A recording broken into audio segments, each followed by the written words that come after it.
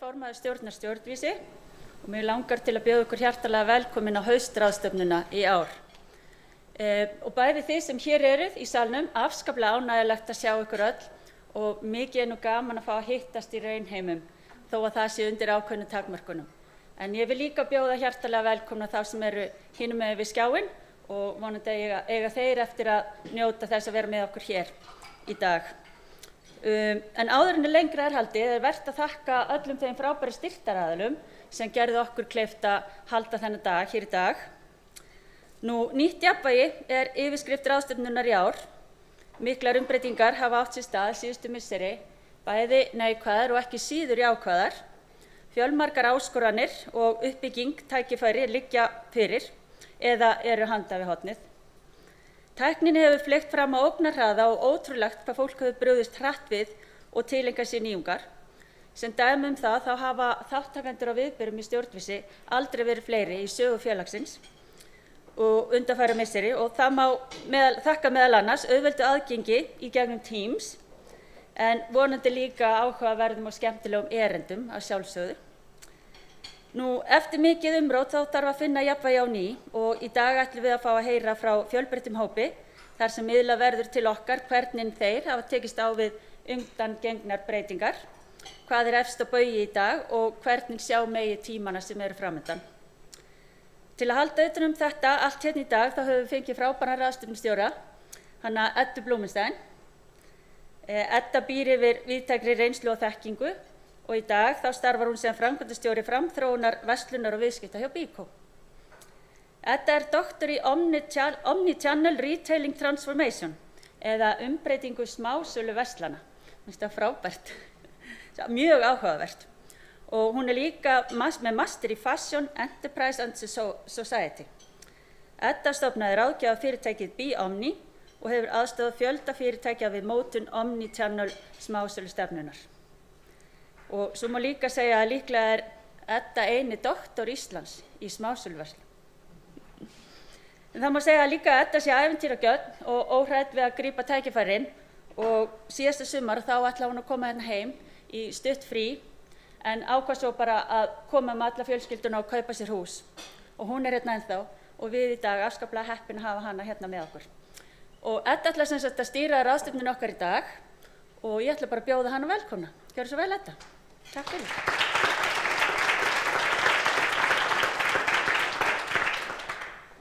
Takk fyrir kynninguna, Sigríður. Mér langar að taka undir með Sigríði og bjóða ykkur hjartanlega velkomin. Mér finnst alveg dásamlega skemmtilegt að hafa fólk fyrir fram að mig. Þetta talandi nýtt jafnvægi, þá alveg æðislegt að við getum bæði verið í streymi en líka með fólk og andlit og sjá okkur viðbrögð og bara heyra smá glamur í diskum. Mér finnst þetta alveg geggjað. Þannig að þetta komið gott í bili af því að vera bara í gegnum streymi. En þema ráðstefnunnar er náttúrulega ofboðslega áhugavert og ef að ég fór að hugsa hvað jafnvægi og hvað þýðir nýtt jafnvægi og ég fór náttúrulega bara í orðabók eða kíkti inn á málið.is og þar segir að jafnvægi þar sem andstæð öfl hemja hvort annað. Mér finnst það svolítið áhugavert. Þannig að ég held að það sé eitthvað sem við munum fá pínu innsýn í hérna í dag. En þetta þema kom upp eftir COVID-ástandið, þar sem allir eru að fóta sig í breyttum heimi, bæði einstaklingar og fyrirtæki. Og þið hafið eflaust heyrt af konunni sem postaði vídeó á Twitter og var að fara í atvinnuviðtal númer 2. Og hún postaði þessari upplifun sinni á Twitter þar sem hún kemst ekki í atvinnuviðtal af því hún ekki með barnapössun. Og þá segir fyrirtækið, komdu bara með litla barni með þér. Við erum barnvænt fyrirtæki. Og ég velti því upp hvort að þetta sé þetta nýja jafnvægi sem við erum pínulítið að vinna með. En þetta var fjallað í Good Morning America, það eru 9 milljón views og þetta er raunveruleiki sem við þekktum held ég voðalega lítið til fyrir heimsfaraldurinn. Þannig að þetta fannst mér mjög áhugavert. Ný stjórnvísi tók við núna síðastliðið vor og markaði þessar áherslur fyrir árið og þetta nýja jafnvægi og verkefnin munu miðast af því. Það er hægt að tvinna ýmislegt saman við nýtt jafnvægi og Við getum talað breytingar almennt heima fyrir og í vinnu og þarna kemur fjarvinna og fjarvinnustefna, verkefnamið vinnurými sem hangir svolítið saman með því. Þannig að margt mjög áhugavert þegar við tölum eða hugsum nýtt jafnvægi. Og það ekki bara, nú mitt sérsvið í smásölu og smásöluverslun, en hér erum við að tala háskólasamfélagið, fjármálaumhverfið og svo framvegis, ferðaþjónustuna. Og svo áhugavert í dag að við fáum að heyra ólíka upplifun og ólíka nálgun, því að það er það sem að stjórnvísi stendur fyrir, að það að heyra ólík sjónarmið og þess vegna erum við með svona frekar ólíka fyrirlestra í dag og ólíkar umfjallanir. En við ætlum líka að gefa sköpunargleðinni smá rými sem alltaf mikilvægt. Við erum að halda í gleðina og halda í sköpunargleðina í okkur og þegar það kemur að svona miklum breytingum þá náttúrulega ofboðslega mikilvægt að við höldum í þessa sköpunargleði og sköpunarkraftin og vera óhrædd við að prófa eitthvað nýtt. Ég held við öll þurft að læra eitthvað nýtt á síðastliðnum 2 árum. Þannig að mikilvægt að við gefum því líka smá rými í dag. Dagskráin, ef við förum nú nýta praktíska, hún samanstendur af bæði fyrirlesturum og pallborðsumræðum, en þeim umræðum stjórnar Laufey Guðmundsdóttir. Örstutt hlé verður gert eftir hvern dagskrálið og þá langar mig að hvetja ykkur ráðstefnugesti bæði í sal og heima í gegnum streymi að fara inn á Slido. Ég var að prófa þetta í fyrsta sinn og þetta eins einfalt og mögulegt getur verið. Þið farið bara inn á sli.do. Þannig að núna megið þið farið inn á sli.do í gegnum síman ykkar eða vafran, hvernig sem það og sláið inn #haust 2021.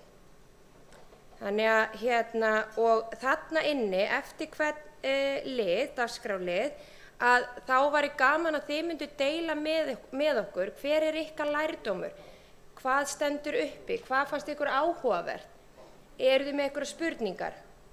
Þannig að sli.do, svo það millumerkið haust 2021. Og þá getið eftir hvern dagskráli komið með ykkar hugleiðingar, spurningar, hvað ykkur fannst áhugavert. Þetta getur verið nafnlaust, þannig að þið þurfa ekki að vera feimin, en þið getið líka verið undir nafni. Dagskráin svohljóðandi.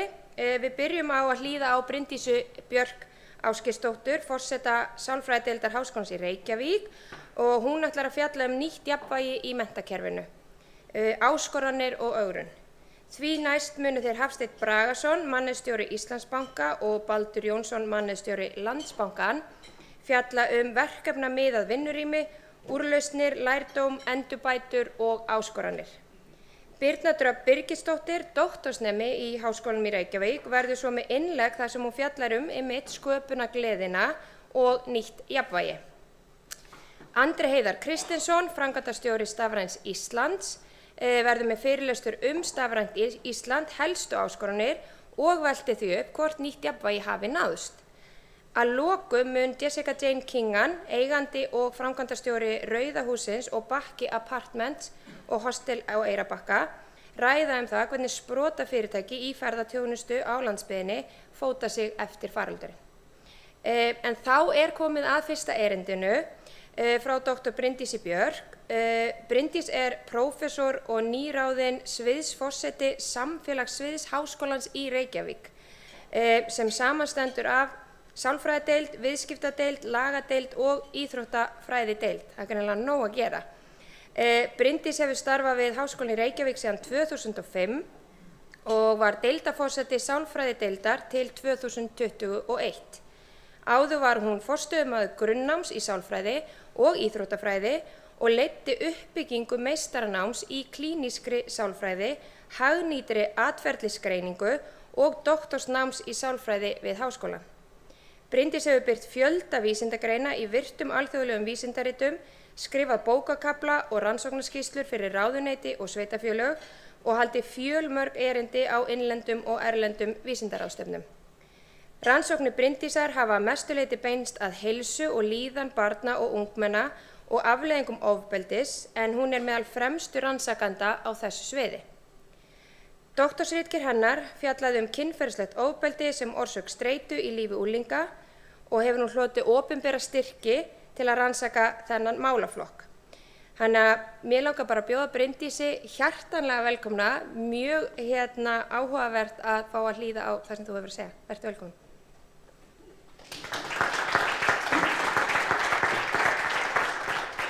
Kæra þakkir og takk fyrir þessa löngu og nákvæmu kynningu.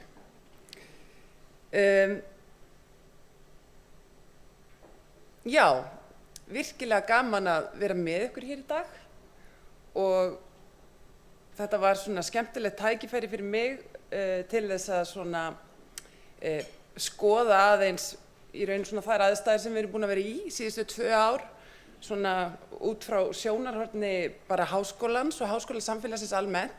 Við erum náttúrulega öll búin að vera í hringiðunni síðustu 2 ár og það má segja að eins og til dæmis bara háskólasamfélagið að við erum náttúrulega búin að vera dálítið að bregðast við frekar en að kannski staldra við og skoða stöðuna vegna þess að COVID hefur gert það að verkum að við höfum þurft að breyta hlutum mjög hratt og mjög reglulega þegar kemur að kennsluháttum og hvort háskólinn sé opinn eða lokaður og þess vegna hafði ég virkilega gaman að því að aðeins núna að staldra við og taka saman nokkur atriði sem að við höfum öll náttúrulega rætt og velt fyrir okkur.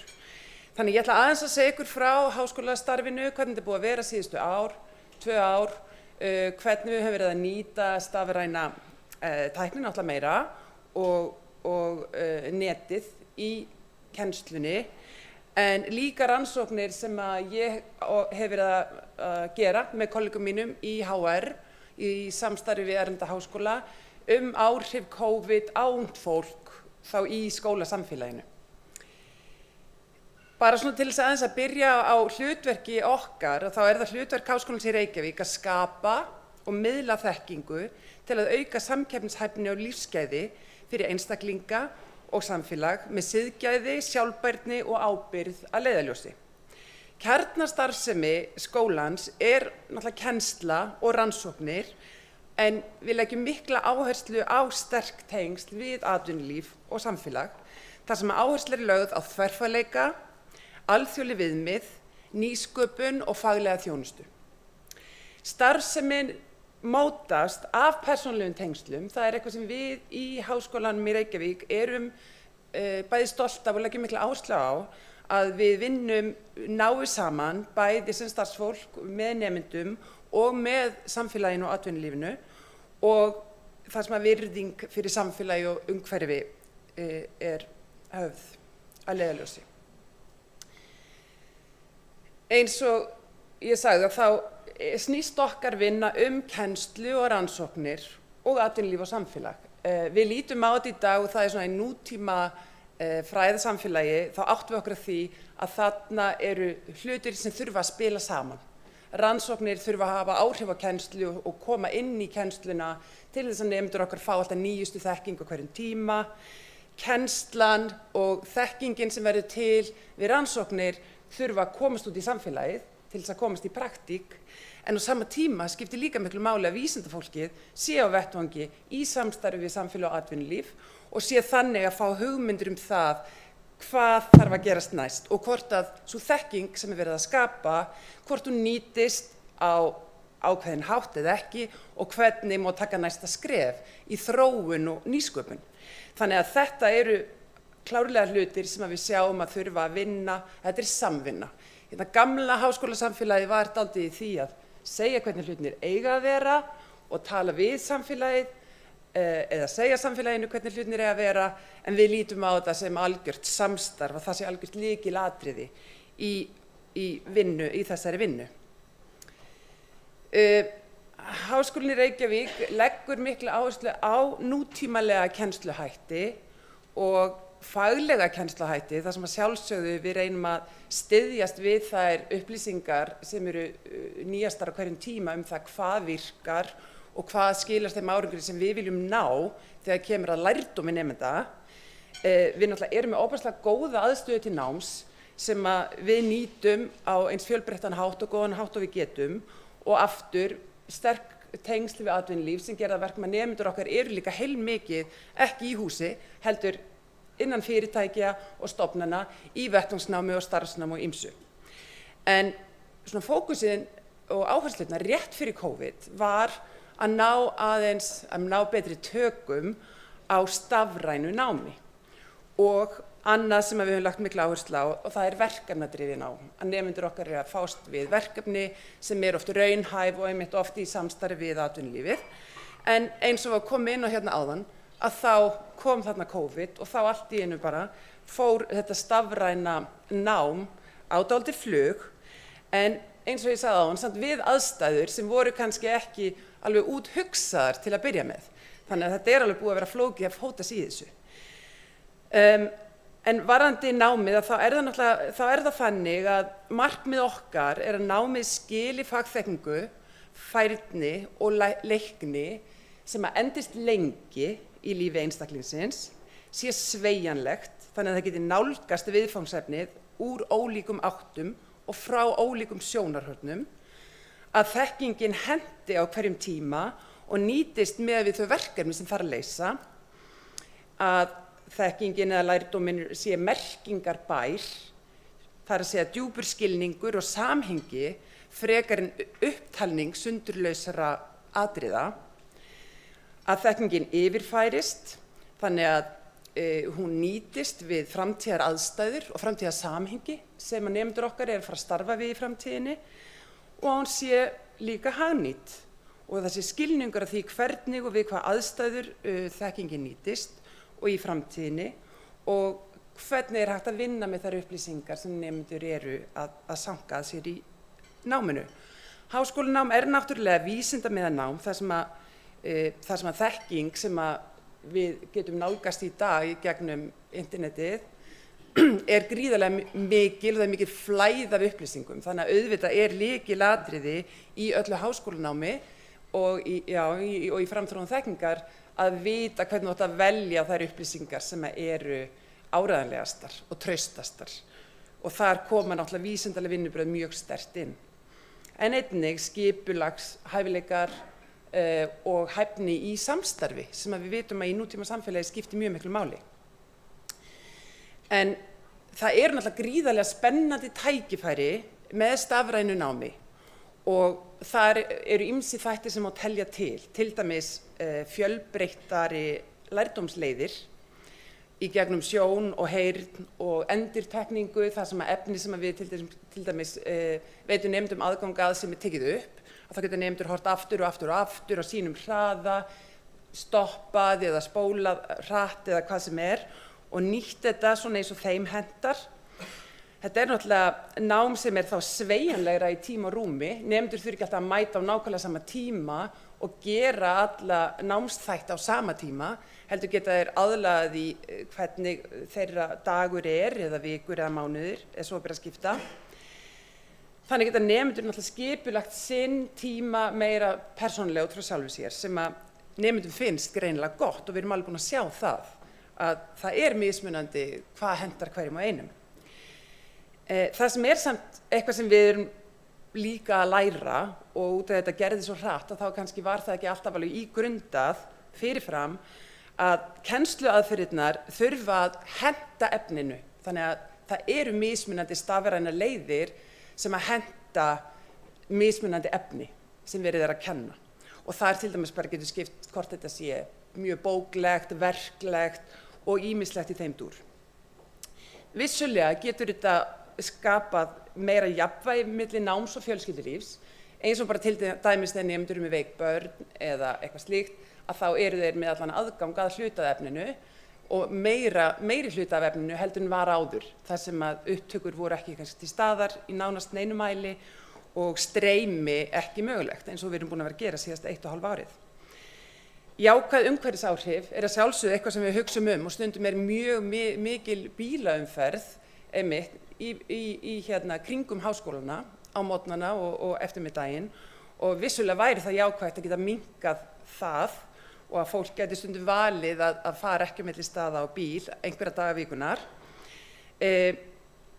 Annað sem að við höfum verið að nýta okkur heilmikið að nemendur og kennarar geta verið staðsettir erlendis á einhverjum hluta tíma námsins og það búið að vera gaman að geta nýtt í rauninni meira mæli starfskraft og kennslu erlendra sérfræðinga sem að geta ekki komist frá störfum í sínu háskóla umhverfi og gætu það kannski ekki alla jafna en geta gefið okkur einhverja klukkutíma úr degi með fyrirlestri sem annars hefði orðið 2 dagar með ferðalögum.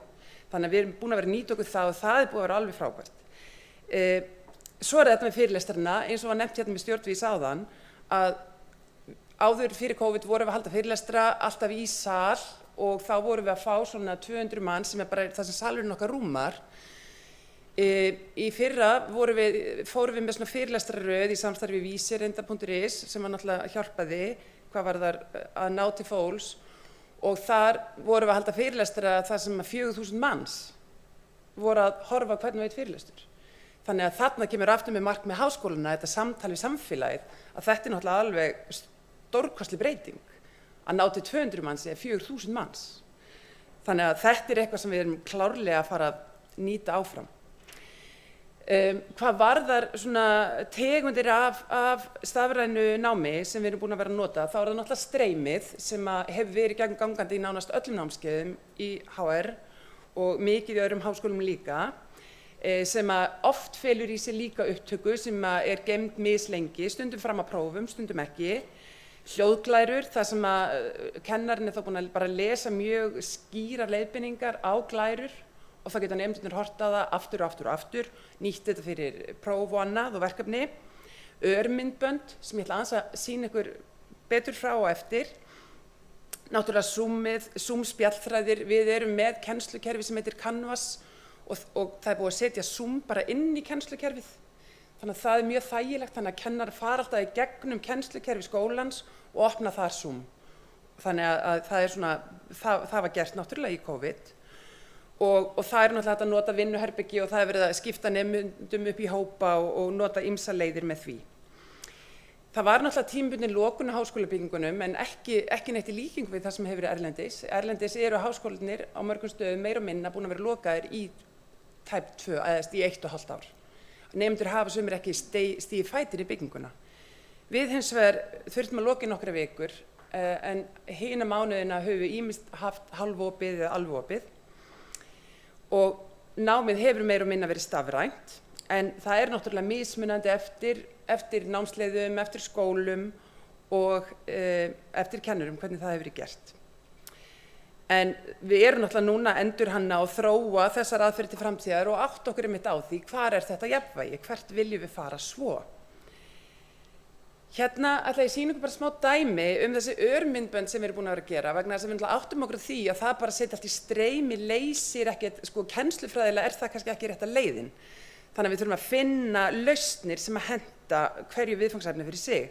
Og það sem við höfum verið að gera til dæmis í stærðfræði og tölfræðikennslu og reynda líka eins í öðrum fögum að taka upp vídeó, stutt svona kennslumyndbönd sem að nemendur hafa þá með sínu efni og sem stytta þá fyrirlestrartímann sem þá frekar nýttur í umræður og spurningar og samtal kennarans við nemendur.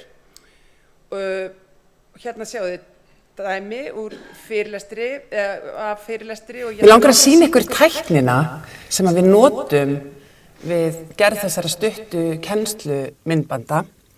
Hér ég með glertöflu fyrir fram á mig og neonlita tússpenna og kennararnir nota þetta til dæmis að sýna útreikninga.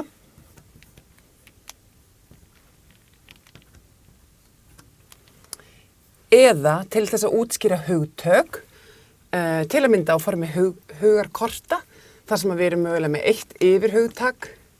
Svo erum við með undirhugtök hér, sem leiðir svo að einhverju ferli sem kennarinn að útskýra. Það sem svo frábært við þessa tækni að á sama tíma og kennarinn að útskýra flokkna útreikninga eða samhengi hugtaka, að þá getur hann hort beint í myndavélina á meðan hann að útskýra og ná þannig tengingu við áhorfendur á sama tíma og hann að nýta töfluna. Við leggjum áherslu á það í þessum myndböndum að nemendur eru yfirleitt búin að kynna sér ákveðið lesefni áður en að þeir skoða myndbandið og eru oft kannski búin að svara nokkrum almennum spurningum um efnið, horfa svo á vídeómyndbandið einu sinni eða jafnvel oftar. Í kjölfarið fá þau svo nákvæmari spurningar og úrlausnarefni úr viðfangsefninu til þess að þjálfa það og svona þjálfa lærdóminn og færnina í því sem að verið var að kenna. Almennt eiga þessi myndbönd að vera mjög stutt og hnitmiðuð með mjög skýrt markmið og við miðum við það að þau séu ekki lengri en 5 mínútur. Þetta myndband var tæpast 2. Og það sem við sjáum hjá nemendum okkar að þau hafa tekið þessu alveg ofboðslega fagnandi og hér nokkra umsagnir, bara dýpri skilningur á efninu, betri lærdómur og góð leið til upprifunar fyrir lokapróf. Þau hafa aðgang að þessu efni og geta horft á þetta aftur og aftur. Að vera virkur þáttakandi í lærdómsferlinu hjálpar til við að skilja og muna vegna þess að tengjum þetta við verkefni þar sem þau eru að vinna með, þar sem þau eru að læra hver skipti. Mjög skýrar leiðbeiningar og úrlausnarferill sem hægt að læra markvisst og örugglega. Og svo hafa sumir sagt einmitt með þessar staðrænu lausnir að þetta minnki streitu vegna þess að áður sátu nemendur út í sal og reyndu að ná hverju einasta orði sem að kennarinn sagði. Skrifuðu allt niður, ýmist í tölvu eða á pappír í gamla daga. En núna eru þau þá með stóran part af þessu bara skipulega framsett í upptöku. Þannig að þau upplifa minni streitu, minni stress við það að þurfa að ná öllu niður á blað. Þannig að þau hafa tekið þessu mjög vel. Ég langar að segja ykkur aðeins frá rannsóknum sem við höfum verið að gera áhrif COVID á framhaldsskólanema og segja ykkur svo aðeins frá rannsóknum áhrif á háskólanema.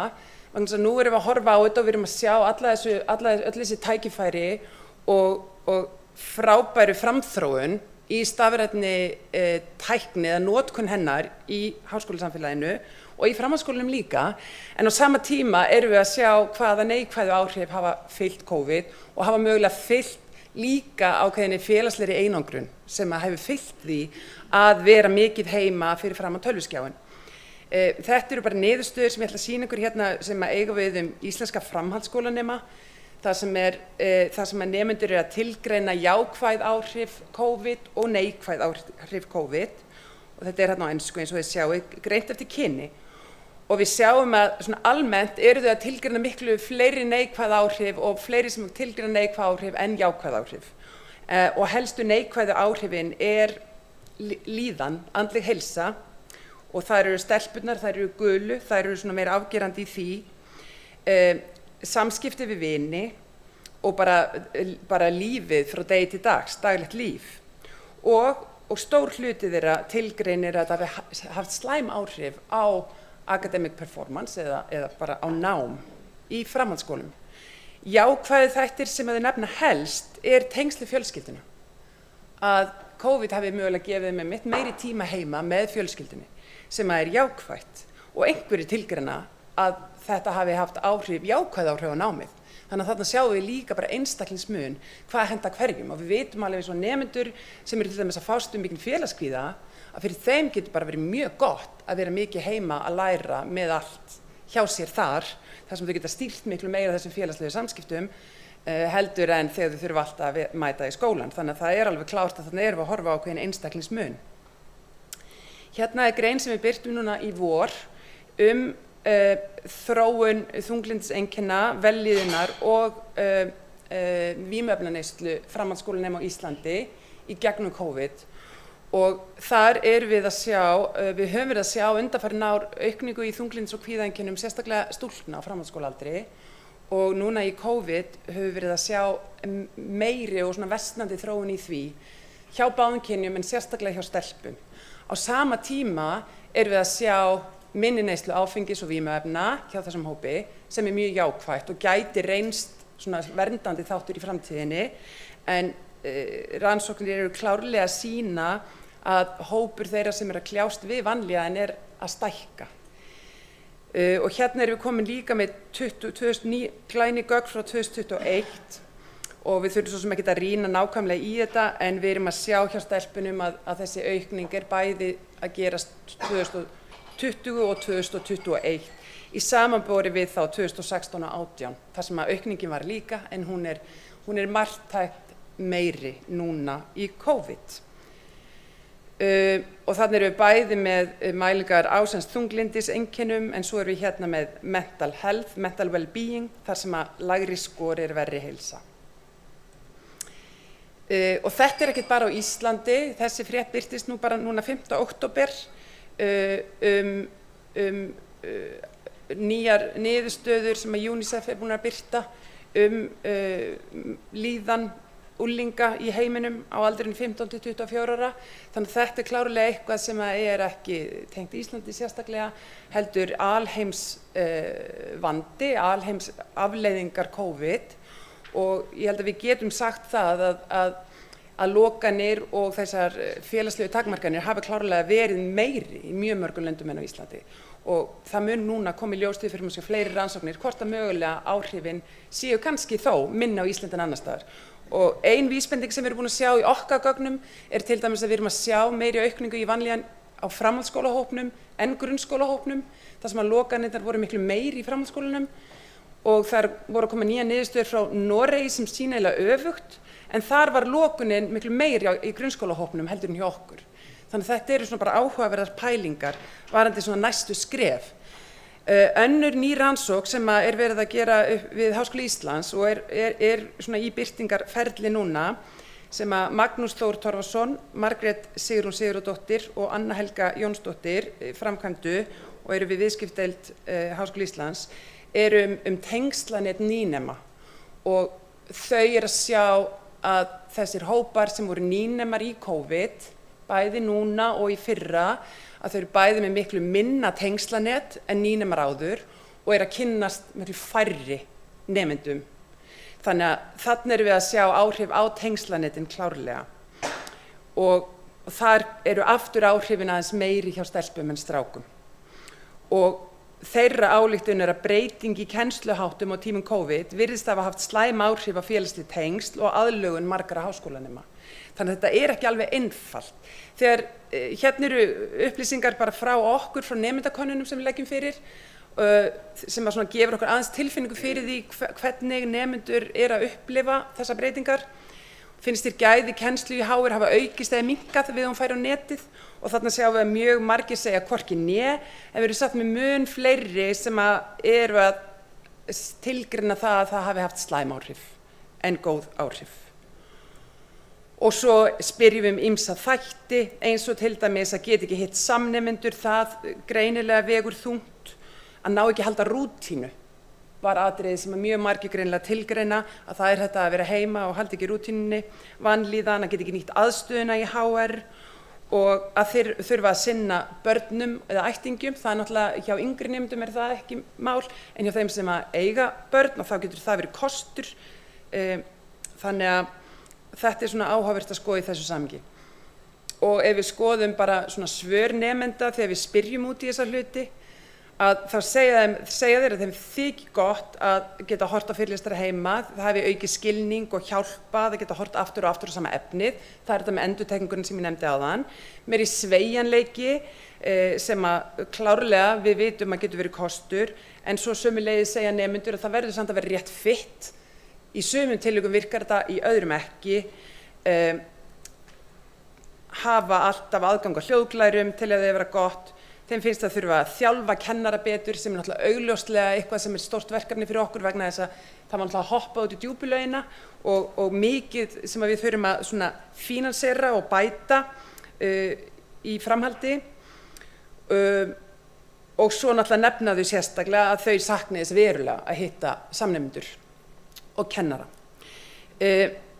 Að lokum langar mig bara að segja ykkur að það náttúrulega, það eru ákveðnir mælikvarðar og svona rank háskóla á alþjóðavísu sem að taka til kennslu og rannsókna. Þannig að á sama tíma við erum að reyna að meta gæði eigin kennslu að þá verið að meta þessa þætti á alþjóðavísu og bara fyrir nokkrum árum síðan var engin háskóli meðal 500 efstu háskóla í heimi á Times Higher Education listanum sem svona aðal fínasti mælikvarðinn eða svona hann mjög þekktur og mikið notaður Þessar niðurstöður komu bara fyrir 3 vikur síðan, þar sem að University of Oxford er efstur og þið sjáu hérna listan með efstu skóla í heimi, en í rankinu núna var HR í sæti 300 til 350 og Háskóli Íslands er líka á þessum lista, sem er frábært að á Íslandi séu með 2 skóla sem að ná þessum árangri á alþjóðavísu, og Háskólinn í Reykjavík, það er magnað sko, en Háskólinn í Reykjavík er rankaður númer 1 í sem sagt, fjölda tilvísana í vísindamenn háskólans, sem sagt hlutfallslega. Þannig að Háskólinn í Reykjavík er með hæsta hlutfall tilvísana í vísindamenn í heiminum, samkvæmt þessum lista. Nýtt jafnvægi í mótun, ég myndi segja, það er klárlega, við þurfum klárlega að finna nýtt jafnvægi og við erum á leiðinu og búin að vera hratt á þessari leið.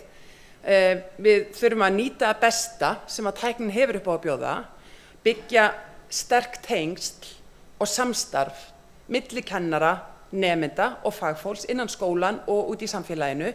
Þannig að vissulega höfum við líka upplifað það að tengslin við samfélagið hafa minnkað þegar við erum hætt að hitta svona, eins og við erum að gera í dag, sem er frábært.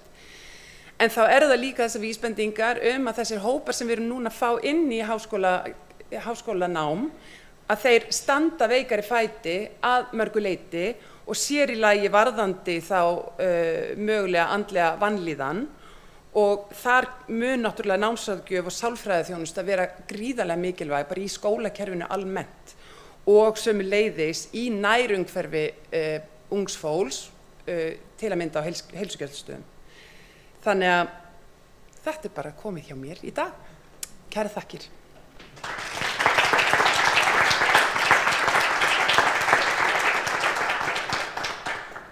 Takk fyrir, Bryndís. Mjög áhugavert erindi og mér langar að fara með ykkur núna inn á Slido og þið hafi vonandi öll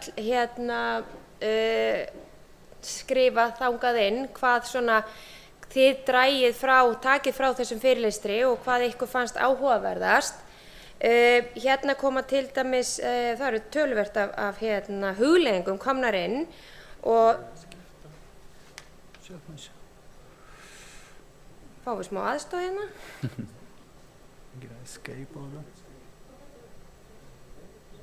Gaman að vera að tala um tækni og jafnvægi og svo virkar þetta aldrei í fyrsta. Ég ætla alls ekki að kenna mér það, en það er mjög líklega ástæðan. Sko, hann er það komið. En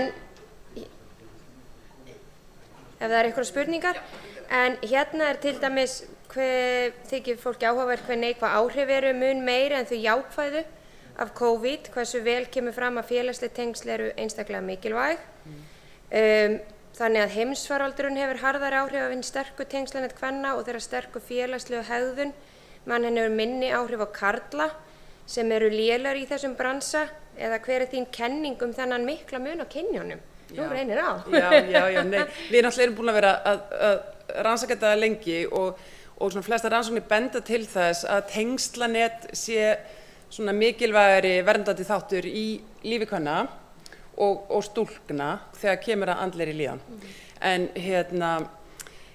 þannig að það er eitthvað sem bara rannsóknir hafa sýnt almennt. En svo eru aðrir þættir sem kannski ekki það, tengslaneti skiptir máli fyrir karlmenn. En tengslaneti getur líka verið álag í lífi kvenna. Til dæmis mikil umönnun bæði barna og eldri eins og foreldra sem oft hvílir á konum, þannig að þetta getur bæði verið gott og slæmt. Mér finnst líka annað mjög áhugavert sem að nokkur eru að nefna og ég nótaði það hjá mig sjálf, að það er glertafla. Því að við þekkjum það öll að, þú veist, kennarinn er að útskýra eitthvað og svo snýr hann bara í baki í þig og svo er hann bara eitthvað upp á töflu og allir fara bara að gera eitthvað annað. Þannig að hvernig getum við tekið, annars verður konar spurningar, sko, hvernig getum við nýtt þetta í fyrirtækjum og er þetta bara aðgengilegt fyrir alla og hvernig getum við tekið þetta inn í kennslustofuna? Þú veist, þetta er bara, mér finnst þetta alveg ótrúlega spennandi og ég held að það sé ekki spurning að eins og í fræðslu í fyrirtækjum þá sé þetta mjög spennandi tækifæri. Þessi tafla, við erum með þessa aðstöðunni í HR og það voru nemendur í verkfræðideild sem að bjuggu þessa töflu til. Þetta er vist til líka erlendis en þeir eru vist búin að starta fyrirtæki sem að er að þjónusta fyrirtæki á markaði við það að setja upp svona lausnir. Já. Þeir eru greinilega að fá nokkra viðskiptavini í dag. Ég hefði átt að hafa nafni á þeim. Við deilum því seinna. En Já, og annað sem að mér langaði kannski að nefna, og hérna kemur frábært að fara úr 200 í 4.000, hérna að ná til 4.000 mann sem náttúrulega einmitt hluti af þessu nýja jafnvægi, en það svona sem stendur kannski upp úr hvað mig varðar á fyrir mér næsta erindi að þarna búið að veita kennurum og nemendum tækifæri til þess að læra hvar, hvenar og hvernig sem þeim hendar. Það ekki verið að reyna að tróða öllum inn í sama kassan. Þannig að hérna virkilega áhugavert og bara til hamingju með þennan árangur. Takk. Herðu, þá það,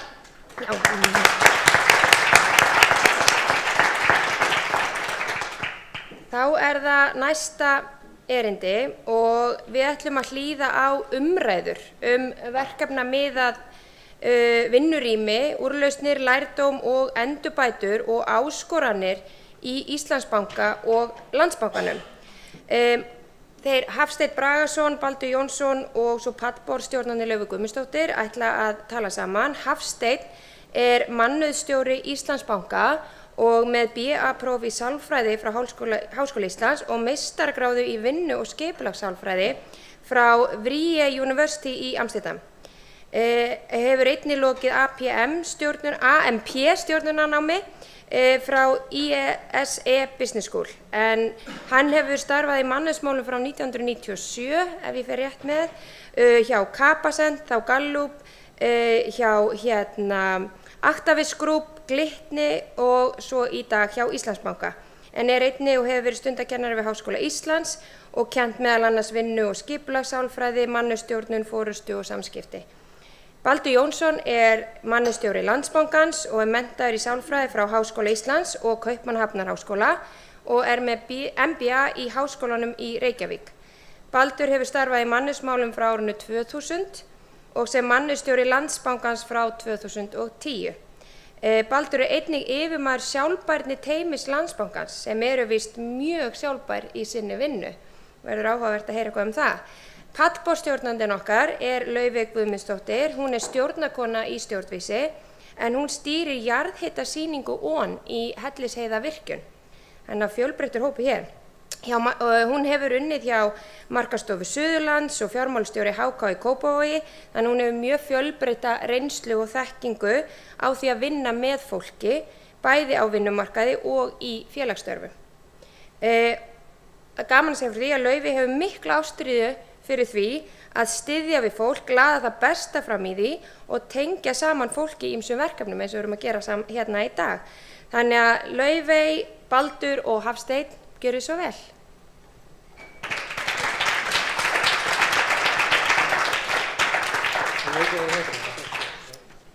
Takk fyrir. Og ég vil minna ykkur endilega að dúndra skemmtilegum spurningum með athugasemdum inn á Slidó, það ekki. Bara velkomnir. Já, fá ykkur hljóðnema og passið að standa á réttum stað. Það vel mest. Já. Verkefnamiðuð vinnurými, hvað það?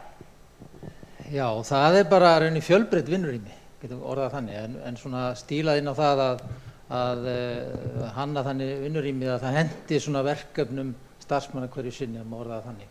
Í dag þetta orðið þannig að þú þarft ekki, öll störf ekki þannig að þú þarft að sitja fyrir framan tölvuna allan daginn, heldur þú þarft að bara einu verki annað, stundum þarft að vinna í hópi, stundum þarft að einbeita þér, en þá getur þú nýttir þessi mismunandi rými til þess. Svona stutta svarið. Já, hvað sem þú vilt bæta við? Já, mér finnst líka kannski áhugavert að benda á líka að verkefni með vinnurými ekki einhver svona pakkalust. Það þarf hvert fyrirtæki að finna sína nálgun í þeirri aðferðafræði. Og ég veit að, þú veist, þó við séum báðir að vinna í svipuðu fyrirtæki í bankum, þá verður okkar útgáfa af verkefni með vinnurými ekkert nákvæmlega eins. Það bara blæbrigði milli fyrirtæki hvernig þau þurfa að útfæra það út frá þeirri starfsemi, út frá þeim verkefni sem í gangi í hvaða fyrirtæki fyrir sig. Já, ég held að það sé mjög mikilvæg punktur vegna þess að maður heyrir oft talað að maður vinni verkefnum með vinnurými og það hendar ekki eða það ekki að ganga upp og þegar maður fer að spyrja þá býtu hvers konar vinnurými það þú veist að því þá kannski myndum ég kannski persónulega ekki skilgreina það endilega sem verkefni með vinnurými en það ekki tilbeint ein skilgreining yfir þessi rými en ég held að það sé mjög mikilvægt eins og Baldur kom inn á, að menn svona aðlagi þetta að sinni starfsemi. Það sé svona algjört lykilatriði, en ég held að sé samt alveg grunnatriði sem þurfa að vera til staðar, eins og bara það sé svæði þar sem að fólk er að vinna, sem þarf að vinna saman, vinnur saman, hafi tækifæri til þess. Og hins vegar það sé líka hægt að fara í einbeitingarrými. Það er það sem það skiptir máli, að hafa þá rými það sem getur einbeitið, eða tekið síma, tekið stuttafundi, að það sé þá þessi fjölbreytileiki til stað til þess að geti kallast raunni verkefnum við vinnuaðstæða. Hvað nú fengum við svolítið áskorun fyrir 18 mánuðum síðan að fólk þurfti að flytja störfin sín heim og svona. Hvernig nýttist til dæmis þessi hugmyndafræði í það verkefni? Já, nú erum við náttúrulega ekki komin í þetta umhverfið þá, en það sem við kannski fæðum að grípa á orðið samt, það sem náttúrulega gerist þegar COVID kemur, þá bara það öllu snúið á hvolf, það breytist allt saman og störf sem við héldum að væri ógjörningur að vinna heima hjá fólki var bara allt í einu hægt að leysa og það var hægt að vinna fjölbreytt þessu störf heima hjá fólki og þetta fór að snúast meira það að tengingarnar héldu og væri gott samband og svona öryggisvingillinn hjá okkur það var kannski meira út í það sko að beina því til starfsfólk að það tryggja það að gögn og upplýsingar sem það væri að vinna með heima hjá sér væru örugg. Allt í raun bara var vinkillinn orðinn allt annar heldur en við vorum vön áður og eins og bara okkur er lagið þá bara reddast þetta bara reddast. Það var enginn búinn að plana þetta. En þið voru búin að taka ákvörðun fyrir COVID í rauninni að fara út í verkefni með vinnu? Já, það er í rauninni tekin ákvörðun það fyrir 5-6 árum þegar það er tekin ákvörðun það að bankinn ætli að byggja sér nýjar höfuðstöðvar. Þá er tekin ákvörðun samhliða eða mjög fljótlega að það yrði þá verkefni með vinnurými sem við myndum innleiða í þær höfuðstöðvar. Og þá er húsið í rauninni hannað með það alveg frá upphafi. Sko. Og fannst þér að þessi hugsun var komin til staðar? Fannst þér að hjálpa til í þeirra áskorun sem var komið COVID? Nei, mér finnst ég nú vera svolítið að teygja mig ef ég myndi svara því hjátandi sko. Ég get ekki sagt það. En það er kannski sko, til þess að þessi tegund að vinnuaðstöðu virki, þá þarf tæknin að vera, hvað segir maður, bara á standard og það líka þarf að hafa búnaðinn sem að gera þig kleift að ferðast á milli. Og það er náttúrulega það sem að, þegar við fórum inn í þetta 2016, þegar við fórum fyrst inn með fyrsta hópinn inn í Norðurturnin, að þá, og svo fluttum við restina 2017 og þá þurftum við að fartöluvæða rauninni allan bankan. Það var ekki alveg orðið þannig, það var allir konum með fartölu á þeim tíma. Þetta auðvitað bara algjört skilir í dag, svo getur auðvitað tæknin hefur síðan á þessum árum fleytt ennþá frekar fram, þannig að menn geta verið að vinna í símanum með spjaldtölvum og annars lítið. Þetta auðvitað algjört grunnatriði, þannig að þegar COVID kom hjá okkur, þá vorum við búin rauninni að svona tæknivæða bankan rauninni í allri starfseminni. Þannig að fyrir okkur var þetta ekkert mál í rauninni að færast rauninni rauninni fyrsta degi COVID að færa starfsemin rauninni heim til fólks og það voru auðvitað undantekningar á því. En ég held að þetta kannski sýni svona í dag bara hvað svona í nútíma vinnuumhverfi, sérstaklega þekkingarfyrirtækjum, sérfræðifyrirtækjum og svo framvegis að hafa þennan sveigjanleika og þá ekki bara það að vinna heima. Ég held að það sé kannski einmitt nýja, það er orðið viðbót við verkefni með vinnuaðstöðu, það er bara heimarýmið. Ég held að það sé bara svona viðbótin. Þannig að tæknin skiptir þetta öllu máli í þessu, það er nú þannig, hún þarf að virka. Það er komnar inn á Slido. Er þá mismunandi tæknilausnir í hinum mismunandi rýmum? Kallar þetta mikla fjárfestingu á innviðum og búnaði? Ég meina, þú ert nú kannski... Nei, sjálfur sér ekki mikla fjárfestingu. Nei, en þú ert að endurnýja tæknin búin að líka reglulum hætti í dag. Þannig að ég held þú getur gert þetta í einu skrefi, það gert þetta yfir einhvern ákveðin tíma. Er þetta ekki eitthvað sem er sífellt í þróun, væntanlega eftir? Jú, við sjáum bara það sem náttúrulega bjargaði held ég mjög miklu í til dæmis COVID þegar það ríður yfir, það er bara þá kemur náttúrulega Teams bara eins og riddar á hvítum hesti sko, það bara bjargaði rosalega miklu fyrir samstarf bara innan teima. Ég veit að það bara mjög víða voru teimi sem voru farin að vinna heima á sér, það var tekinn kaffibótli klukkan 9 á morgnana bara til að hittast og spjalla og bara síðan fundir á Teams. Það bara, ég held að það hafi þannig að tæknin auðvitað lykilatriði því að það að vinna heima gangi og bara ekki spurning því að það var áhugavert að hlusta Bryndís á því það var margt svona keimlíkt sem að þau að sjá og sem að við bara erum að upplifa í fyrirtækjunum og maður heyrst víða og ekki bara hjá okkur að auðvitað voru stjórnendur með áhyggjur af svona félagslegri einangrun. Við rákumst mjög fljótlega á það að við fórum að hafa áhyggjur af kyrrsetu. Fólk sat bara allt og lengi við tölvuna í einu. Það var ekki að standa upp og fá sér kaffi eða vatn og spjalla við vinnufélagana. Það bara var setið frá 9 til 12 eða lengur. En tæknin já, ég held að sé bara lykilatriði, þetta gangi upp og þetta líka, kannski eins og Hafsteinn kannski komið lengra í því, meiri reynsla því bara fundarherbyggi, það virki allar græjur. Ég held að þekki allir að gangir í fundarherbyggi og það virkar ekki eitthvað og það þarf að fara að finna út úr hvað snúrurnar liggja og það kemur ekki hljóð og þetta náttúrulega þarf að vera í lagi. Sko. Þannig að þetta þessi tæknilegu, helsta áskorun væntanlega þessi tæknilegu útfærslu og að það virki og svo eins og þau voru að tala líka mannlegi þátturinn einmitt að þetta félagslega.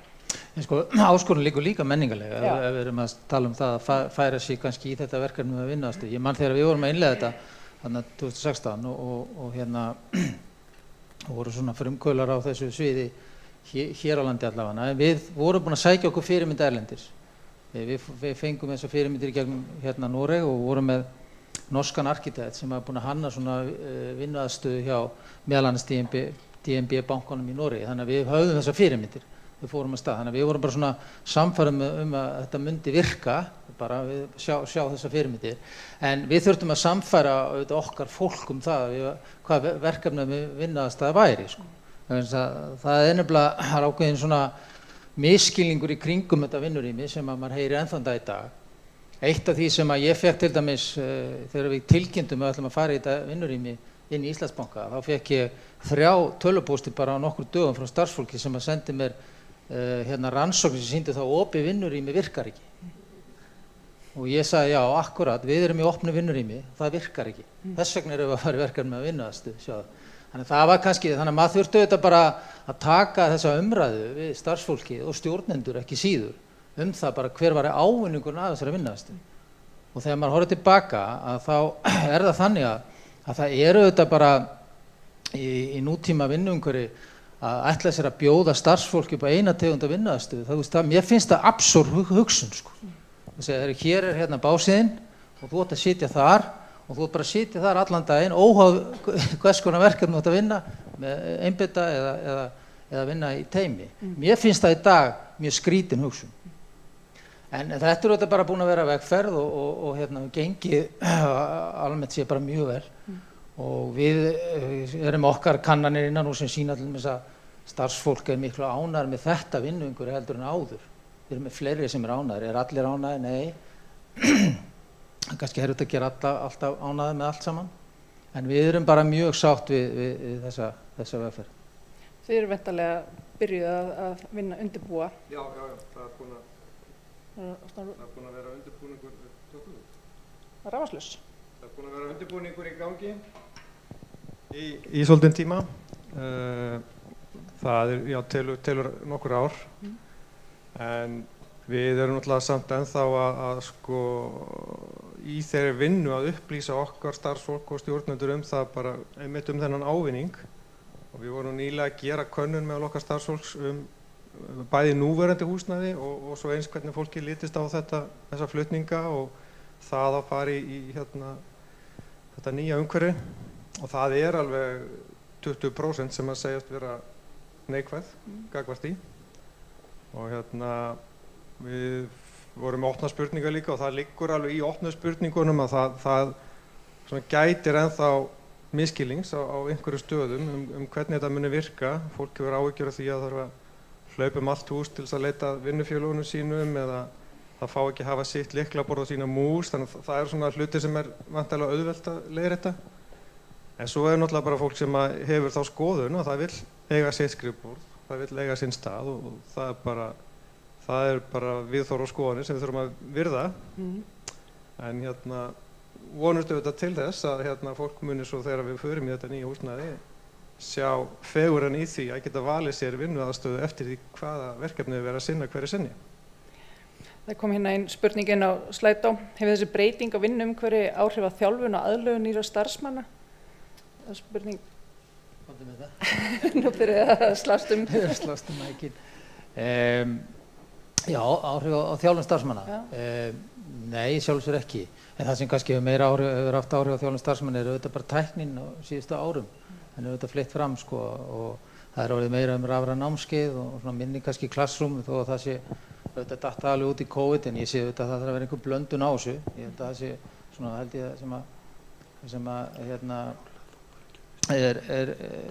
já, það þarf að finna þetta jafnvægi sko.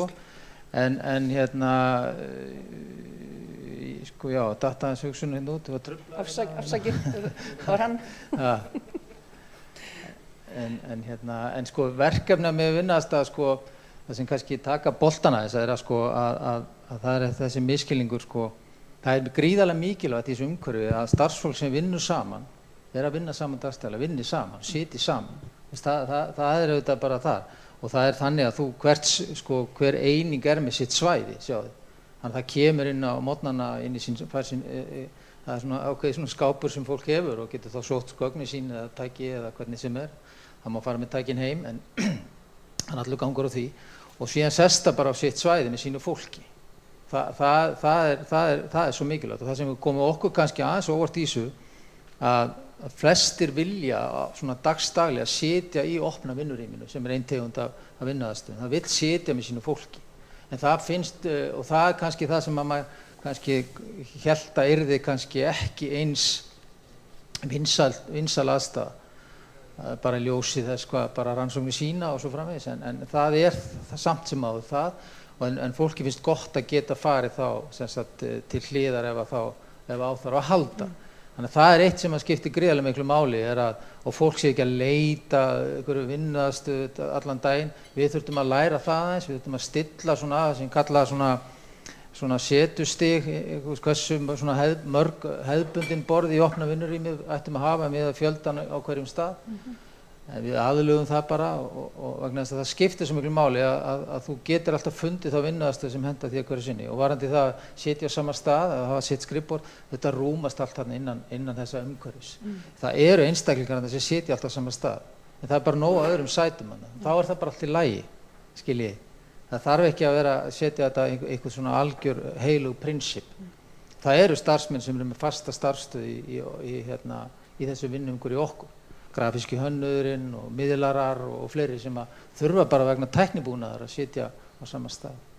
Já, svo eru náttúrulega þurfa að vera kínamúrar á milli ákveðna deilda, þannig að ákveðna deildir þurfa að sitja bara inn í sér rými. Algjörlega. Þannig að ef við draugum saman svona bara smá lærdóminn sérstaklega eins og þið eru búin að fara í gegnum þetta og þið eruð í rauninni vonandi að fara að komast í að framkvæma þetta. Já. Getur ekki sagt, er þetta ekki inn í nýjustu rannsóknunum, getur ekki sagt þetta? Já, það er nefnilega skemmtilegt eins og Hafsteinn kom áfram áðan innan með rannsóknir, sko, þú getur fundið þá rannsókn sem styður þær skoðanir sem að þú vilt upphefja, sko, það er nú bara svolítið þannig í þessu. En okkar lærdómur allavega það sem við erum stödd í dag, við teljum okkur vera að búa til vinnuumhverfi sem muni henta okkar fólki, þeim verkefnum sem við erum að vinna. Og þessi könnun sem við vorum að gera núna meðal starfsfólk til dæmis, það er mjög skýrt að þær einingar sem eru ánægðar með sína starfsaðstöðu í dag, þær eru aðeins svona tortryggnari gagnvart því að Dottin út aftur. Er einhver sem slekkur á honum held ég alltaf? Þær einingar sem eru óánægðar með sína starfsaðstöðu í dag eru mjög spenntar, þannig að En lærdómurinn kannski til að reyna að summa þetta upp svona auðvelt, það er bara við þurfum að halda áfram að ræða við okkar starfsfólk og eiga fundi með þeim að ræða af hverju við erum að þessu, hvernig þetta verður. Ég held að það sé svona svolítið það sem þau eru að leita eftir í dag, að geta áttað sig á þessu bara hvernig þegar ég mæti í vinnuna, hvert fer ég, hvar verður dótið mitt. Einhver vissa. Já, þetta er auðvitað alveg verður væntanlega í hugum margra að þangað til við flytjum inn, þá verður þetta óskýrt, óljóst. Og en meiri hluti starfsfólksins er mjög spenntur fyrir þessu. Það eru góðu fréttirnar. Já. En það má ekki horfa bara á meðaltölin, við þurfum að sinna öllum skoðunum. Já, kannski eitt sem ég vil síðan nefna sko í þessari vinnuaðstöðu líka. Ég held að það er kannski sjálfbærni vinkillinn í þessu. Ég held að það var það sem við gerum við vorum í stefnumótun 2013-14 þegar við vorum að flytja inn í nýtt húsnæði. Við ætlum reyndar að byggja við Kirkjusandinn. Þá vorum við byrjuð að hugsa hvernig umhverfi við vildum skapa. Svo breyttist það en þar var eitt af þessum sko vinklu var það að vera með sjálfbærni í rauninni í þá vinnuaðstöðunni og umhverfinu sem slíku. Og það er engin launung á því og við tölum það opinskátt. Að með því að fara í verkefni með vinnuaðstöðu þá nýta hvern fermetra miklu meira, miklu betur. Þú þarft ekki marga fermetra.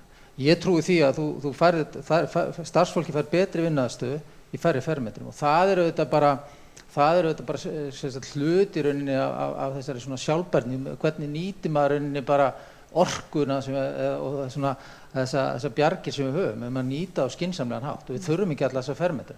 Þannig að ég held að þetta sé, við erum mjög ánægð með þessa ákvörðun og ég tel að þetta sé rauninni eina vitið hjá fyrirtæki sem eru auðvitað í skrifstofu og þekkingar iðnan. Ég gerir mig auðvitað grein fyrir því að þetta er ekki alls staðar hægt.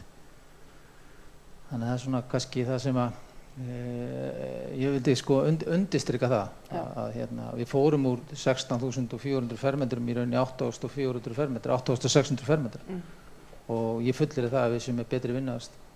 Þannig að það er hægt að tengja umhverfismálin og allt inn í þetta. Algjörlega og svo getum við talað um fjarvinnu líka en það er kannski ekki. Já, það er einmitt spurningin á Slido er fjarvinna eftir COVID orðin viðurkennd sem hefðbundið vinnuframlag og þá í hvað miklu mæli? Já, kannski bara stuttlega algjörlega og ég líti á fjarvinnu sem bara er hluta af verkefnum með vinnuaðstöðu. Við vorum reyndar það var eitt af þessum stefnuverkefnum okkar 2020 var að bjóða upp á fjarvinnu, einn dag í viku á Íslandsbanka. Svo komum við COVID, þá fórum við öll. Þannig að við erum raunin rétt að starta þeirri vinnu aftur núna, fjarvinnu til framtíðar. Hvernig virkar hún inn í framtíðinu og þá bara eftir að lærdómsferli næstu mánuði hjá okkur. Já, ég segi það sama. Fjarvinnan er bara komið til að vera. Það væri svolítið bara eins og slá hausnum í vegginn að neita því sko. En við erum búin að setja okkur þau við með að það ráðist svolítið eftir bara starfsemi þeirra deilda sem ræðir hversu mikið, að þú spurður það. Við höfum ekki sett einhver viðmið að það sé 1 eða 2 dagar í viku eða eitthvað slíkt, heldur þarf það bara að ráðast af þeim verkefnum sem við erum að vinna. Við erum með mjög ólíka starfsemi, það er fólk sem þarf til dæmis mikið verið samskipti við viðskiptavinni. Eðli málsins samkvæmt þarf að mæta meiri vinnuna heldur þeir sem eru í bakvörsluverkefnum, þar sem þú ert að vinna þannig verkefni að það nýtist þér bara vel að vera kannski svolítið út af fyrir þig og ná einbeitingu. Algjörlega. Ég er alveg að við getum örugglega staðið í allan dag og talað um alls konar úrlausnir og verkefna með vinnuaðstöðu og það eru fleiri spurningar inn á Slido en ég ætla bara að þakka ykkur kærlega fyrir, Baldur og Hafsteinn. Takk fyrir.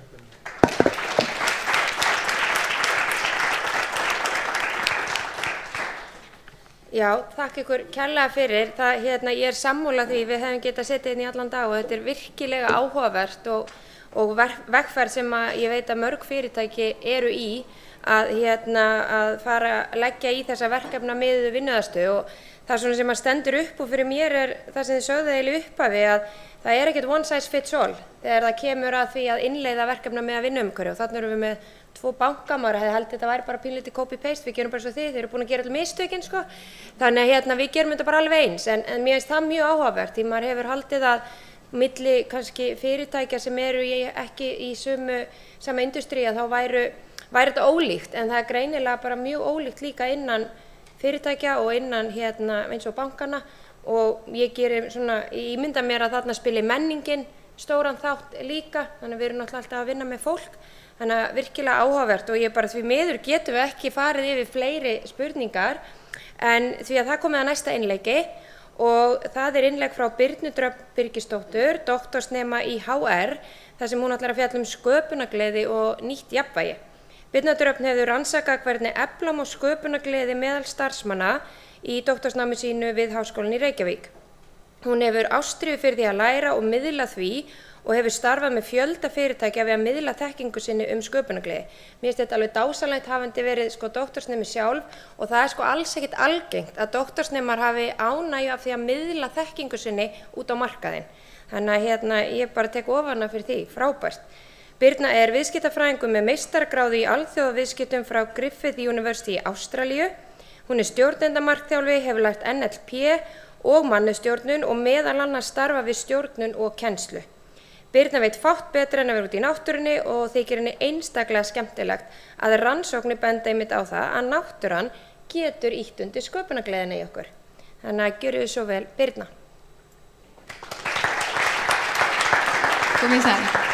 Áður en stafrófið var fundið upp, þá notaðist fólk við myndir til að tjá sig.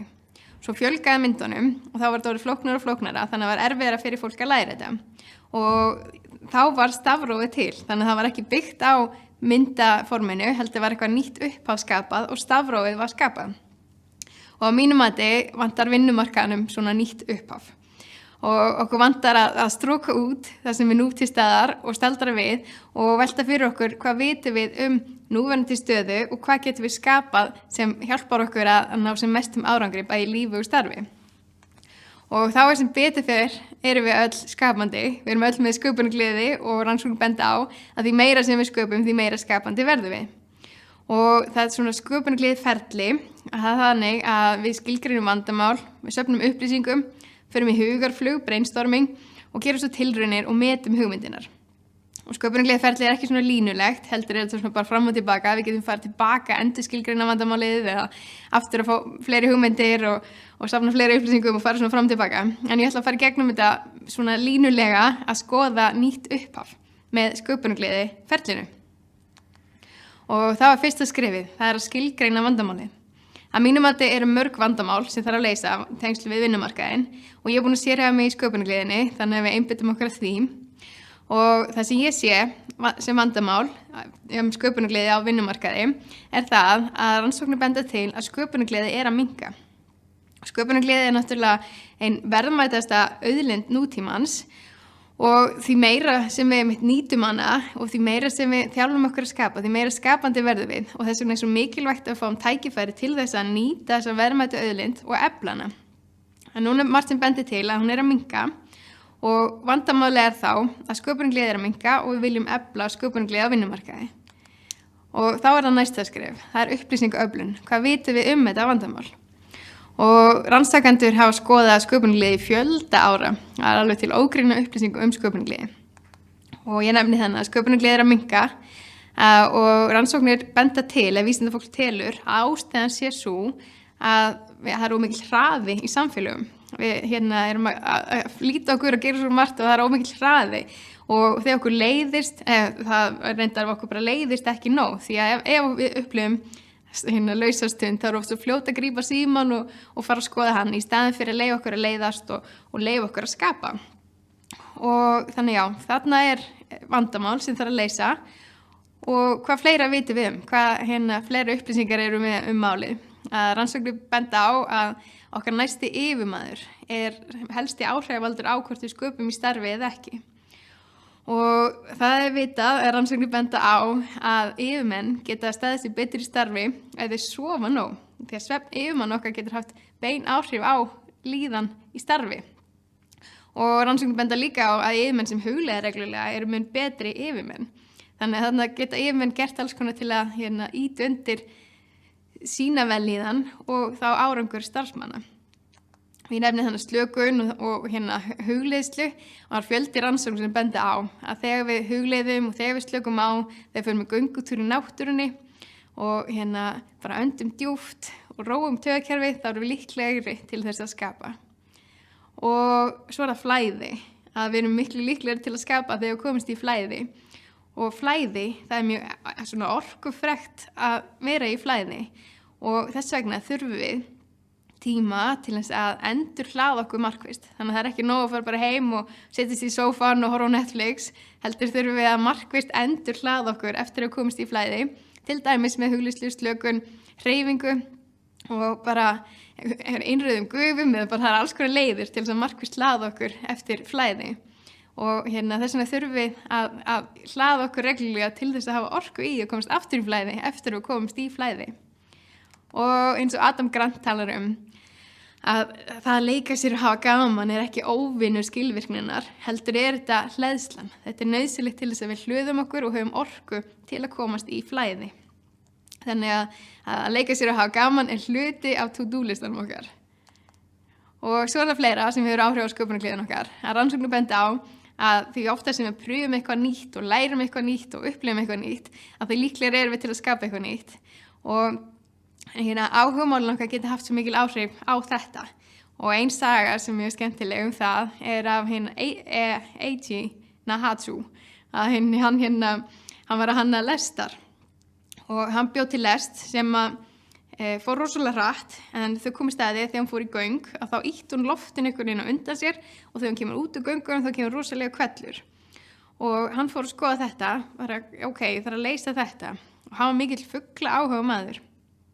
Og hann vissi að ísfugl gat flogið ofan í vatn og hann myndaði ekki gáru þegar hann lenti í vatninu. Þannig að hann fór að skoða þetta, að ísfuglinn hann ýtti ekki sjónu eða vatninu undan sér, heldur klaufði það. Og þá fór hann að hugsa, ok, hvernig get ég nýtt þetta form á lestina? Og úr var lest sem er svona mjóa framan eins og gókurinn á ísfugli og lestin þaut áfram í gegnum göng án þess að ýta loftinu undan sér og bjóð þó ekki til þess að hvelli lengur. Þannig að með því að nýta áhugamálið þá gat hann búið til hraðari og betri lest. Þannig að sjáum við hvernig áhugamálin okkar geta hjálpa okkur að leysa alls konar vandamál í störfum okkar.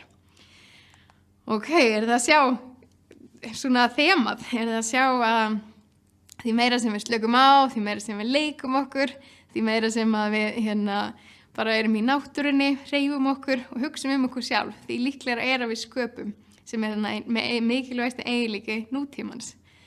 Þannig að þetta hluti af nútíma starfi, að leika sér og hafa gaman og slappa af. Þetta ekki svona munaður, þetta hluti af nútíma starfi. En við erum að fara að skapa þannig nýtt upphaf. Og svo það fleira, við þurfum að hafa hugað að næstu kynslóð og svo kynslóð sem er núna í leikskóla, að þegar hún fer á vinnumarkaðinn, hvernig mun henni líða? Og UNICEF gáði skýrslu sem bendi til þess að íslenskir foreldrar vinna hvað mest af öllum foreldrum á Norðurlöndunum og íslensk börn eru með lengsta vistunartíman í leikskólum í Evrópu. Og þetta hefur ekki haft jákvæð áhrif á líðan barna. Líðan barna á Íslandi er ekki nógu góð. Þannig að sjáum við önnur merki hvað er mikilvægt að stytta viðveruna á vinnudeginum og gefa fólki rými til þess að vera með fjölskyldunum sinni og til þess að bara að geta nýtt sér allt þetta sem við vitum. Það getur ýtt undir sköpunargleðin okkar, ýtt undir vellíðan, ýtt undir líðan barnan okkar að vera meira með þeim. Ok, og hvernig styttum við þá vinnudaginn? Er bara málið að þjappa allir saman og vera skilvirkari og gera hraðar. Ég er ekki sérfræðingur í þessum málum en ég kynnti mér þetta og rannsóknir benda til þess að það sé ekki málið að gera allt bara hraðar og skilvirkara, eyða allir sóun þótt það sé alltaf hluti af ferlinu. En þegar við gerum allt bara svona hraðar þá verður bara meira álag og álag dregur úr sköpunargleðin okkar því að heilin hann svona dregur úr þá mögulegum tengingum í heilanum og því að hann hugsa bara ok, ég ætla að halda þar á lífi, getur bara mikilvægustu upplýsingarnar.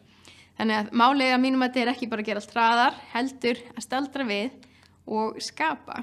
Og þannig að núna erum við búin að skoða, við erum búin að skilgreina vandamálið að við þurfum að efla sköpunargleði og upplýsingaöflun. Við getum gert það með slökun, hugleiðslu og öllu þessu og þá er komið hugarfluginu. Hvernig ætlum við að gera þetta? Og það er náttúrulega störfi eru svo ótrúlega mismunandi og það eru alls konar möguleikar til að komast að þessari lausn. En þannig ég hvet ykkur til þess að nýta þetta ferli bara aftur og aftur og aftur fyrir lítil verkefni, fyrir stór verkefni, að aftur og aftur skapa. Því meira sem við sköpum, því meira skapandi verðum við. Og svo þetta að við gerum tilraunir og lærum af þeim að við athugum hvernig gekk þetta og hitt og svo metum við hugmyndirnar og förum aftur kannski að skilgreina vandamálið og bara förum fram og tilbaka í þessu ferli og tökum svona skref fyrir skref. Og eins og þarna ég var að tala að málið sé ekkert endilega að gera bara allt hraðar og ég sá nú daginn að þá var verið að sýna að hann er svona dróna og hann sáir trjám. Þannig að það er eitthvað svona sérstök fræ sett inn í drónan og þá er eitthvað svona sérstöku hylki þannig að þau eru með næringu og þetta þegar lenda á jörðinni og svo flýgur drónin bara og dreifir þessum fræjum og svona dróni getur dreift einhver 10.000 trjáa gróðursettu á dag og mér finnst þetta bara svona skemmtilegt dæmi að málið er ekki að fá fólk til að gróðursetja hraðar að vera fljótari að setja tré niður, heldur bara staldra við, hugsa upp og nýtt. Hvað getum við skapa? Hvernig getum við nýtt tæknina til að ná sama markmiði eða einhverju enn meiru? Þannig að ég hvet ykkur bara til að nýta sköpunargleðin ykkar, staldra við og skapa og skapa og skapa. Og eins og við talaðum það er búið að rannsaka sköpunargleði í 10 ára og það er alveg til ýmsar aðferðir sem hjálpa okkur til dæmis við að skilgreina vandamáli, að spyrja okkur á góðum spurningum því þær hafa svo mikil áhrif. Við getum nýtt tilvílankennt orð í hugarflugunni til þess að fá allt öðrar hugmyndir og það er alls konar æfingar og aðferðir sem við getum nýtt okkur. Og þetta er náttúrulega bara stutt erindi í dag, en ef þið hefa áhuga þá þetta mér gaman að senda ykkur. Þú getur skráð ykkur á postlista á sköpunargleði.is. Svo er ég oft líka að skrifa á LinkedIn alls konar sköpunargleði, það er Birna DB ef þið hefa áhuga á því. Þannig að þetta er gaman að tengjast ykkur þar.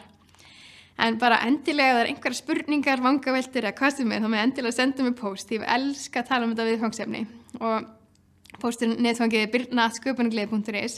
Endilega sendi mér spurningar, ég veit fátt skemmtilegur að tala sköpunargleði og þá bara óska ykkur góðs gengis við að skapa nýtt upphaf, að nýta sköpunargleðin ykkar og efla hana með því að skapa og skapa og skapa.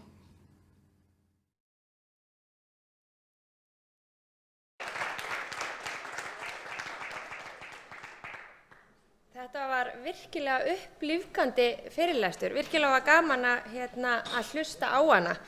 Ég ætla bara að minna ykkur á, við erum búin að tala um það, hafa talað áðan, bankarnir voru að tala um það að við þurftum að standa upp á milli og ekki sitja bara til hádegis.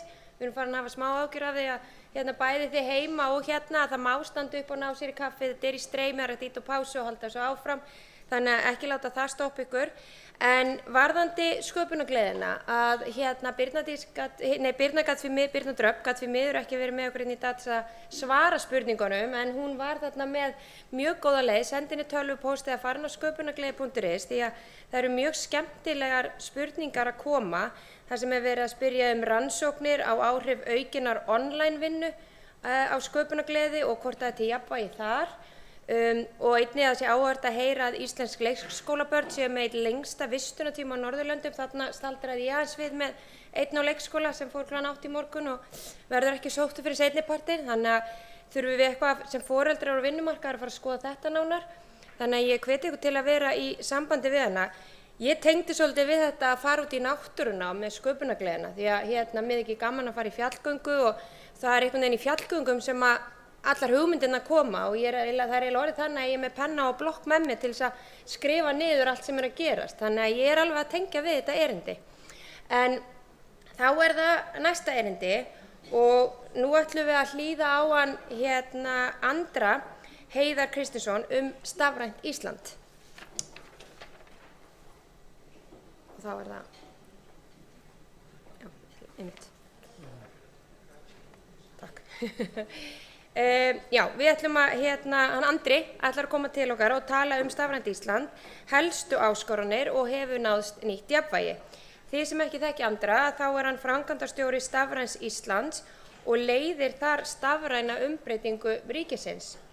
Andri hefur starfað lengi í nýsköpun og tækniþróun og var meðal annars stofnandi Icelandic Startups, framkvæmdastjóri sprotafyrirtækisins Travelate og þróunarstjóri hjá LinkedIn í San Francisco.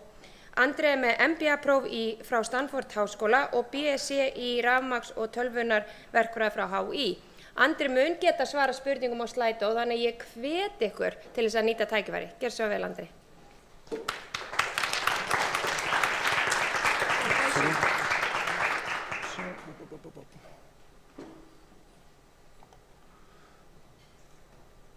Gott að vera með tæknum en að sjá hann þetta. Það ekki. Ertu að fá þetta? Nei.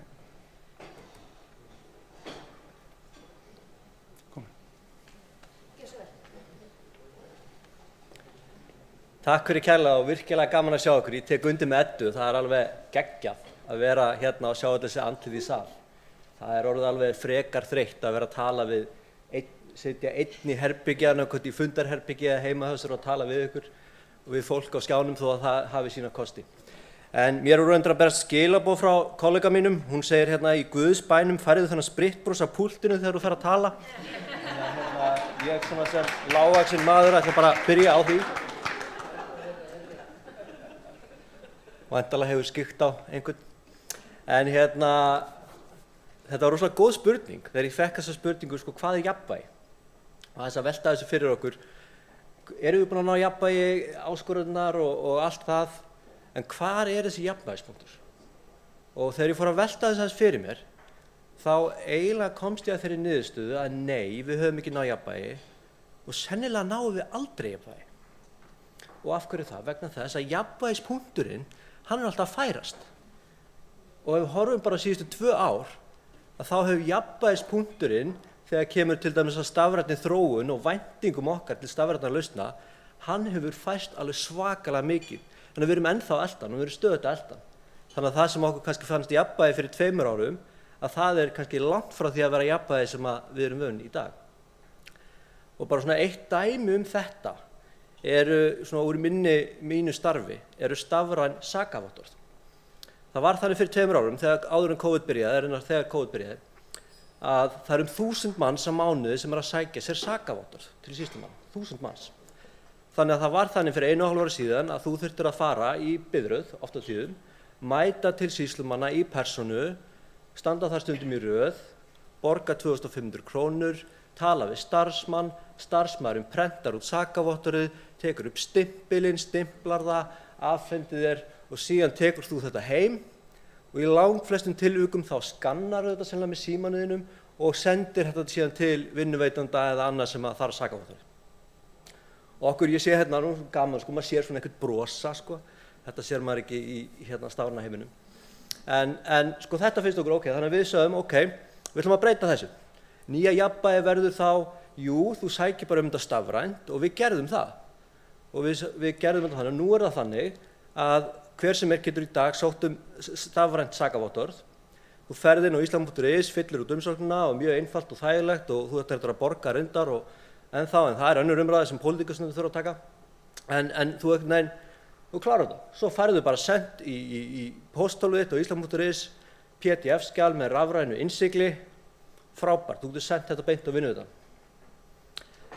Við segjum bara, já flott, þetta bara fínt jafnvægi fyrir okkur, frábær þjónusta og auðvitað gríðarleg framför frá því sem að það var áður.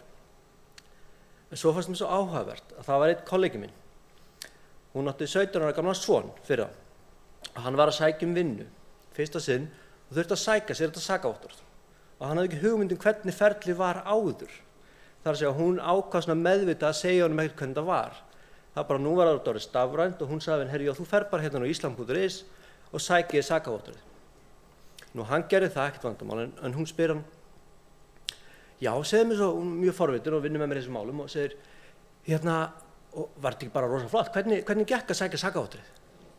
17 ára strákur bara, mamma, þetta var ógeðslega lengi. Þetta var bara, ég þurfti að bíða ógeðslega lengi eftir þessu sakavottorði. Og hún bara, býtu, var þetta ekki stafrænt? Jú, ég þurfti að bíða í 3 mínútur eftir þetta kom í pósthólfið. Og þá hugsa maður, sko, þarna komin kynslóð sem við held ég þekkjum öll, sem hugsa, nei, það ekki nóg að fá þetta bara stafrænt, ég vil fá þetta samstundis. Og þannig að við þurfum að fara að bæta úr þessu og reyna að gera þetta samstundis. En svo hugsa maður líka, það jafnvægið, ok, að ég fara og sækjum að fá þetta samstundis. En maður getur farið ennþá lengra og hugsað, en byrju af hverju þarf ég yfir höfuð að sækja sakavottorð? Er það kannski nýja jafnvægið? Af hverju þetta ekki bara þannig að þegar ég sækjum vinnu hjá vinnuveitanda og hann þarf að fá að sjá sakavottorðið mitt, að ég haki í box í umsókninni og þar alveg leyfi ég viðkomandi að sækja sjálfur sakavottorðið hjá sýslumönnum, þannig ég þurfa alltaf að sækja það og afhenda það síðan sjálfur. Þannig þarna enn eitt jafnvægi sem við getum fundið og svona dæmi það að þessi jafnvægispunktur, hann svolítið að hreyfast til. Þannig þarna eitt dæmi, en ég ætla að segja ykkur aðeins frá Stafrænu Íslandi og svona þessu jafnvægi sem við erum að reyna að ná. Og ég byrja alltaf á þessu, að við hjá Stafrænu Íslandi erum að einfalda líf fólks með því að bæta stafræna þjónustu hins opinbera. Og það mjög einfalt. Með þessu spörum við tíma, við spörum pening. Það og ég segja bara beint út að það mikil sóun í kerfinu, ótrúlega mikið það að starfsmenn hins opinbera séu að taka handvirkt upplýsingar úr einu kerfi, jafnvel senda það á milli stofnana og svo að starfsfólk að pikka það inn á öðrum stað. En það ótrúlega mikið þetta. Og þetta hefur líka jákvæð umhverfisáhrif. Það ótrúlega marga bílferðir sem við spöruðum bara með þessum einu sakavottorðum. Hugsið ykkur, núna 80% sem sækja, reyndar þá 200 manns á mánuði sem fara til sýslumann og sækja þetta, en það 80% sem að sækja þetta og sleppa þannig við að keyra á höfuðborgarsvæðinu yfir í Kópavoginn, spara þannig kolefnisfótspor og tíma. En þetta ástæðan fyrir því að við erum að vinna vinnuna okkar. Og við höfum sett okkur stefnu í þessum málum og við höfum reynt að hafa hana einfalda. Stafræna stefna snýst 4 meginstoðir, það í fyrsta lagi aukin samkeppnishæfni. Þá erum við að horfa á atvinnulífið og hvernig við getum aukið samkeppnishæfni Íslands í heild sinni. Við erum að horfa á betri opinbera þjónustu og það má segja að það sé sú meginstoð sem við höfum verið að fókusa hvað mest á núna, svona fyrst sinn. Við þurfum að sjálfsögðu að byggja þetta á öruggum innviðum og síðast en ekki síst þurfum við að búa til nútímalegt starfsumhverfi eins og var rætt áðan hjá bönkunum. Að við þurfum að búa til sambærilegt umhverfi fyrir starfsfólkins opinbera svo að það geti veitt þjónustuna á góðan hátt. Og við höfum akkurat verið að færa okkur í þessa átt og það hefur gengið ágætlega og bara svona sem dæmi, við erum að horfa svolítið á nótuna með hugsun sem ég talaði hérna á eftir, að bara á það bil einu ári þá hefur við farið frá 89.000 heimsóknum á Ísland.is sem svona miðlæg þjónustugátt, þar sem að fólk getur nálgast allar upplýsingar þjónustu hins opinbera. Og við höfum farið upp í 450.000, svona ég segi jafnvægið svona 300.000, en síðan kom ferðagjöfin og Íslendingar voru allir á síðustu stundu, þannig að þarna í september og kúfurinn þarna 100.000 manns síðasta daginn í september. Þannig að það svona fórum við aðeins út fyrir jafnvægið. En við erum þó komin á þann stað að það það bil nánast, má segja að allir Íslendingar séu að nýta sér þjónustuna í hverju mánuði. En þá þetta spurning, hefur náðst jafnvægi? Og ég ætla aðeins að tala það hvar við höfum kannski ekki náð jafnvæginu. Og við höfum lagt mikla áherslu á þessa notendamiðuðu nálgun.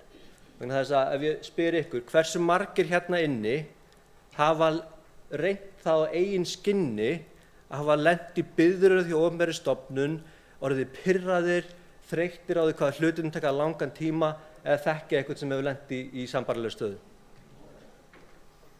Það bil allir.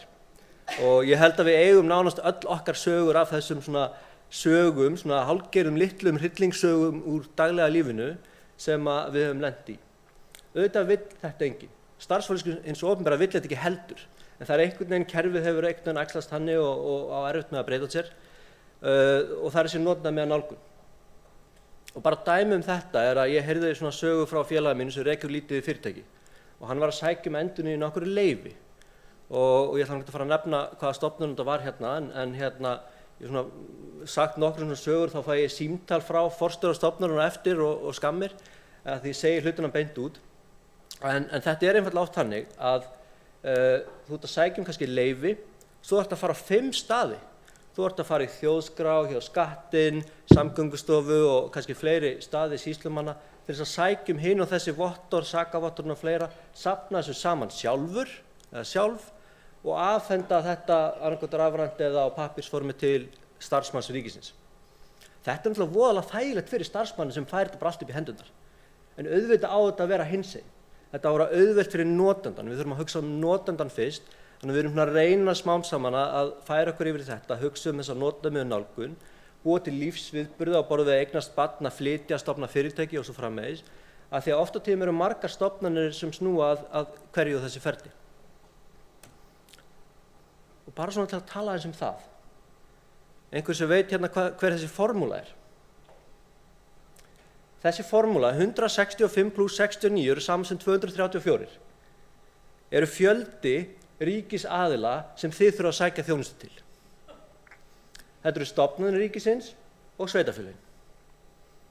Og það segir sér náttúrulega sjálft að maður getur orðið mjög ruglaður í rýminu, meira að ég sem vinn og hrærist í þessu get ekki munað allar þessar stofnanir, veit ekki hvert ég á að sækja þjónustuna og þess vegna verðum við að búa til þennan miðlæga vettvang til þess að hjálpa fólki að sækja þjónustu. Og hérna annað dæmið, þetta svona skjáskot af öllum mismunandi innri mínum síðum og reyndar bara brotaðum hjá opinbera. Og þarna sjáu þið alla mismunandi hönnuna, gömul kerfi, ný kerfi, þú ert að skrá inn sömu upplýsingar, hver og einn stofnun að spyrja símanúmer, netfang, heimilisfang og svo framvegis, að þetta meikar ekkert sens ef maður fara að sletta á ensku. En það líka fyrir stofnanirnar að við sjáum og væntingarnar okkar, við erum pirruð ef við fáum ekki góða þjónustu, væntingar samfélagsins eru mjög háar. Það mjög erfitt að vera lítil stofnun eða sveitafélag út á landi, jafnvel stór stofnun og eiga standast allar þessar erfiðu kröfur samfélagsins. Nútímalegt veðviðmót, aðgengiskröfur fyrir alla samfélagshópa, hýsingaröryggi, öryggiskröfur, netárásir, rauntímasvörun, upplýsingaöryggi, breytingar, hröðagóð þjónusta, svörun allan sólarhringinn. Það algjörlega ómögulegt ef við vinnum ekki saman að standast þessar kröfur. En stofnanirnar vilja standast þessar kröfur. Þannig að þetta svona ástæðan fyrir því að við erum að reyna að ná þessu jafnvægi og ég segi, við erum ekki alveg búin að ná því. En við erum að taka skref í áttina að betra jafnvægi. Og svona örstutt ætla ég að segja ykkur frá, ég ætla ekki að fara djúpt í þessi verkefni, svona stikla stóru nokkru verkefni sem við erum að vinna, ætla að ná jafnvægi. Fyrst ber að nefna stafræna umsókn fæðingarorlofs sem nú í lokaprófunum. Við erum að gera þetta jafn auðvelt og að sækja greiðslumati á bönkunum, þar sem þetta algjörlega sjálfvirkt frá A til Ö og vinnuveitandi nota rafræn skilríki til að samþykkja tímabil og fleira af þeim dúr. Þannig að hérna eitt dæmi. Annað dæmi eru vefir stofnana, við sýslumenn eru núna komnir og við höfum unnið mikið átak með þeim og þar hefur verið lyft grettistaki hjá sýslumönnum að bæta úr þessum biðröðum sem voru hér á árum áður. Við erum að bjóða stofnunum að koma inn á Ísland.is með sinn vef. Nú, við erum sömuleiðis að vinna að rafrænu þinglýsingum, þetta er verkefni sem búið að vera mjög lengi í farvatninu en erum svona núna að ná virkilega stórum áföngum. Bara núna í þar síðustu viku var fyrsta rafræna þinglýsingin, fór hún í gegn á veðskuldabréfi og það auðvitað mörg skref þarna eftir og innleiðing og hún tekur tíma og allt það en gríðarlega spennandi breytingar þarna sem við erum að ná árangri í. Og þessar tölur hérna eru dæmi aflýsingar sem svona, þegar í bankaheiminu þekkið þetta betur en við sem notum þetta sem notendur en þetta er svona einn hluti af þinglýsingarferlinu. Og svo erum við núna á næstu sennilega bara dögum eða vikum að kynna Ísland.is appið þannig að þú getur verið með ríkið í vasanum hvar og hvenær sem þannig að þú getur fengið þessi skilaboð frá stofnunum og ég sé náttúrulega fyrir mér svona svolítið útópískan heim þar sem að við erum með svona meira framvirkari þjónustur en ekki bara þannig að ég þurfa að vita hverja af þessum 234 aðilum ég þarf að sækja mig þjónustu heldur ef ég á rétt á þjónustu, ef ég er að fara í fæðingarlof, ef ég var að missa vinnuna eða á rétt á okkur þjónustu að það sé hreinlega hægt að vita það. Heyrðu, samkvæmt okkar upplýsingum áttu von á barni. Vissir þú átt rétt á þessum og þessum þessari þjónustu.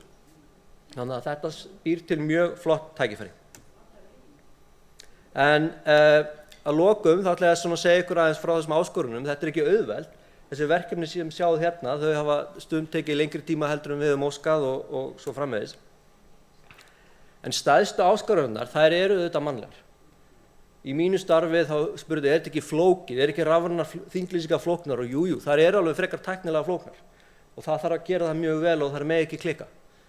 En mannlegi þátturinn er miklu flóknari.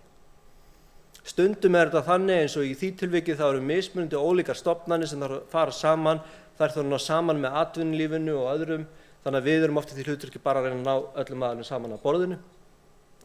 Við finnum það líka að það auðvitað ákveðin hræðsla í tengslum við 4. iðnbyltinguna og við erum að breyta störfum. Það auðvitað þannig að starfsmenn sem eru allan daginn að færa inn upplýsingar á pappír sem bara frekar svona mikil handavinna, að störfin þeirra munu breytast og fólk hrætt við breytingar. Þannig að við þurfum svona að nálgast það eins og vera tala bara það opið og segja að það bara eins og hjá sýslumönnum að það þýðir ekki það að sé endilega verið að fækka fólki, heldur bara verið að breyta störfum. Það vantar síðan miklu meiri þjónustu, mannlega þjónustu í flókin mál eins og fjölskyldumál og fleiri og það eru ákveðin verkefni sem að fólkið miklu betra í að leysa heldur en tækni. En þannig að stóra áskorundar eru mannlegar. Svo það líka planið, það svona alltaf áskorun, við erum að plana og þið vitið alveg hvernig það á að vera, það eru uppa og svo beinlína og svo endirinn, raunveruleikinn nú meira eitthvað í þess áttina. Og þetta oft áskorun. Þetta áskorun á ríkinu, við erum að vinna með opinbert fé og hvað gerist ef við förum yfir á áætlun og þurfum þá að stoppa verkefni, getum við klárað það.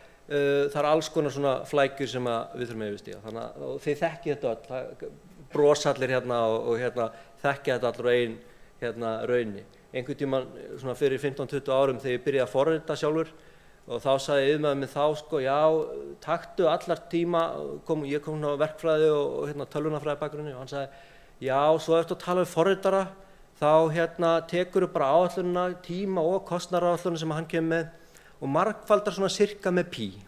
Þá ertu sennilega komið nokkuð veginn á rétt ról. Og hvort sem að það rétt eða ekki að þá vitum við öll að það þarf að plana þetta vel. Þannig að þetta áskorun.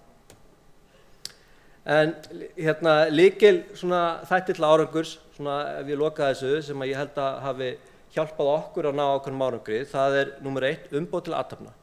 Að þú fáir umboð til þess að athafna þig og skýrt umboð og það hefur við hjá Stafrænu Íslandi fengið, þetta mjög skýrt frá ríkisstjórninni. Að þú byggir til hæfni, svona lítið kjarnateymi þar sem að hæfnin að mestu leyti innan teymis. Það ekki að vera stórt teymi en að þú þurfir ekki að reiða þig á utanaðkomandi fólk eða aðstoð sem oft tekur lengri tíma. Þannig að þú byggir ákveðna kjarnahæfni innan teymisins, þannig að við erum með mjög lítið teymi en það þverfælegt og við erum með svona vísi að allri þekkingur sem við þurfum innan teymisins. Og auðvitað það þannig að það kostar að framkvæma og fara í svona verkefni. Þannig að það þarf líka að þessu þarf að fylgja fjármagn. Stafræn umbreyting kostar, þetta ákveðin svona ég segi, þetta kúfur, það kostar að spara pening, það kostar að veita betri þjónustu, það kostar að spara tíma, en ef allt gengur vel hjá okkur þá mun þetta verða kúfur núna á einhverjum árum, en síðan munum við sjá árangurinn í tímasparnaði, í peningunum eftir því sem árin líður og við verðum miklu skilvirkari. Þannig að þetta svona það sem ég hef sagt að sé lykilatriði til þess að komast fram hjá þessum áskorunum í því umhverfi sem við lifum í dag. Takk fyrir mig.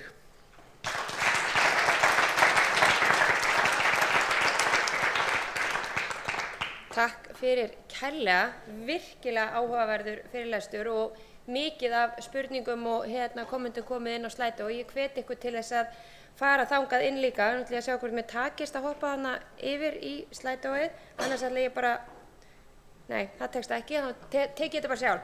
Það eru nokkrar spurningar þarna og ein sem að mér finnst eiginlega verða að taka að það finnst að við getum fengið sakavottorðið okkar og mér skilst, ég lofa þetta á ekki við mig, en þú þarft að borga ef að þú ert á sakaskrá en það frítt annars, það rétt? Nei, það ekki rétt. Nei, ok.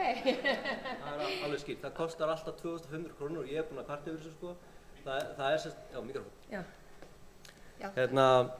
Sakavottorðið kostar alltaf 2.500 krónur og þetta að skilst mér skattur.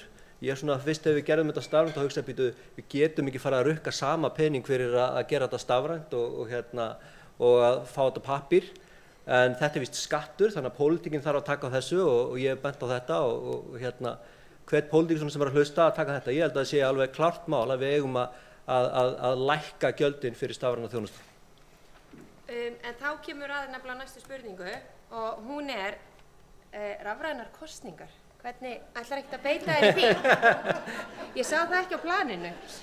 Nei, það líka svona pólitísk spurning. Þannig en ég náttúrulega tæknilega sinnaður og ég held að það sé alveg ljóst. Ég meina við erum að nota Slido og við höfum öll kosið rafrænt. og hvort sem að það verður núna eftir 4 ár, 8 ár, 12 eða 20, ég veit ekki hvenær samfélagi nær sátt það, við sjáum það náttúrulega líka í þessum kosningum sem eru núna og það eru vandamál með talningu og fleira. Kosningar eru þannig fyrirbæri að það þarf að vera sátt það þarf að vera sátt framkvæmdina. Þannig að ég segi rafrænar kosningar verða veruleika, ég alveg 100% að það verður staðan. Eistland hefur verið í fararbroddi þarna þegar það kosið rafrænt til þing og alþingiskosninga í 16 ár og gengur mjög vel. Þannig að þetta klárlega hægt. Tæknin ekki fyrirstað, það eru marg flókin viðfangsefni og framkvæmd sem þarf að leysa. Ég held að sé klart mál að við getum leyst þau, en aðalatriðið að samfélagið sé sátt við það, að við kjósum sama rafrænt. Og ég hef svona lagt það til að fari sniðugt að byrja bara með litlum skrefum, byrja í utankjörfundarkosningu, jafnvel COVID-kosningu, við sáum þessa regnhlífakosningu þarna sem kom í fréttum. Þannig ég held að við ættum að byrja að taka eitthvað svoleiðis skref, þannig að sé eitthvað svona blöndu lausn til að byrja með og við varum mjög ánægð með að fá það verkefni í hendurnar frá ríkisstjórninni að taka upp stafrænar kosningar. Mjög ánægilegt að heyra það. En ég ætla ekki að sleppa alveg strax, það er svo mikið af áhugaverðum punktum og við höfum smá tíma, þó við erum aðeins að leika okkur með tímasetninga þannig, við höfum smá tíma. Hvernig forgangsraðið þið þessu verkefnum? Eins og þú sýndir bara þarna áðan að allir þessi mismunandi vefir sem þarf að fara inn á, 200 og eitthvað pluss stofnanir og bara verkefnin sem kom upp í hausnum á mér voru óteljandi og maður veit að bara sjálfur í framþróun, stýri í framþróun og starfi í framþróun að þetta snýst alltaf um einhver forgangsröðun. Hvernig veljið þið, hvar þið byrjið? Það góð spurning og það getur oft verið mjög erfitt vegna þess að það eru svo rosalega margir hlutir sem maður vill breyta og maður fær þessar sögur alveg stöðugt og þannig að það getur verið mjög erfitt. En svona í sinni einföldustu mynd þá það yfirleitt þannig að það eru stofnanir, það besta frumkvæði komið frá stofnunum. Það rosalega erfitt fyrir okkur að fara og segja stofnun hvað hann á að gera, það ákveðið sjálfstæði, þannig að það mjög gott ef frumkvæði kemur frá stofnun og þær geta þá sótt hjá okkur á stafrænan hátt. Við síðan horfum bara í forgangsröðun okkar, við erum með svona þetta klassíska dæmi, við erum með nokkra mælikvarða, við röngum hlutina og eftir því hversu mikil áhrif þetta hefur, kostnaður og fleira þeim dúr.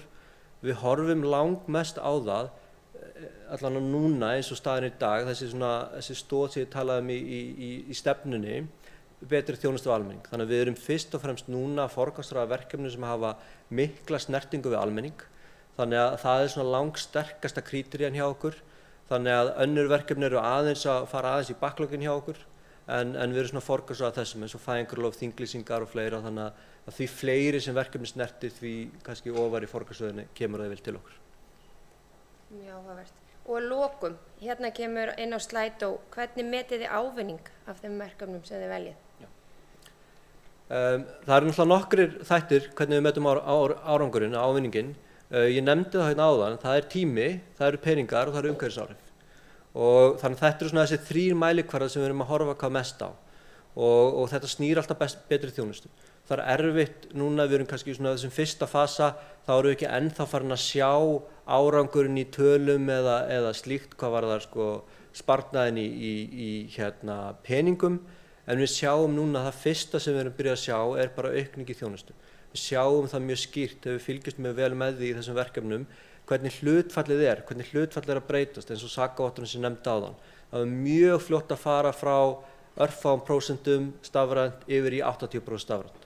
Þannig að við erum að horfa svolítið á það. Þannig að við erum í rauninni, það sem ég svona fókusa kannski á núna, að veita miklu betri þjónustu fyrir sama pening og fyrir sama starfsmannafjölda og það bara nóg verkefni þar. Takk fyrir kærlega.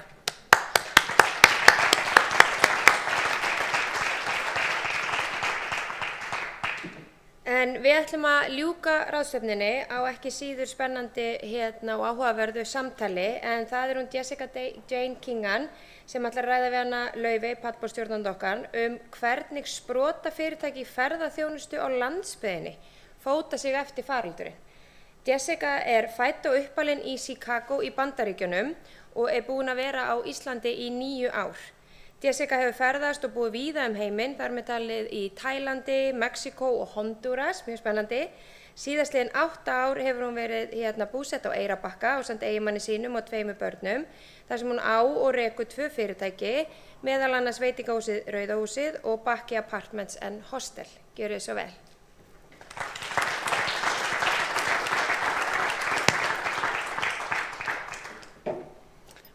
Velkomin, Jessie. Ég vil bara hvetja ykkur einmitt að nýta Slido líka. Ég held að sé búin að mastera hvernig við sjáum hérna spurningana live. En hvernig stendur það því að þú ert komin hérna til Íslands og hérna rekur 2 fyrirtæki á Eyrarbakka?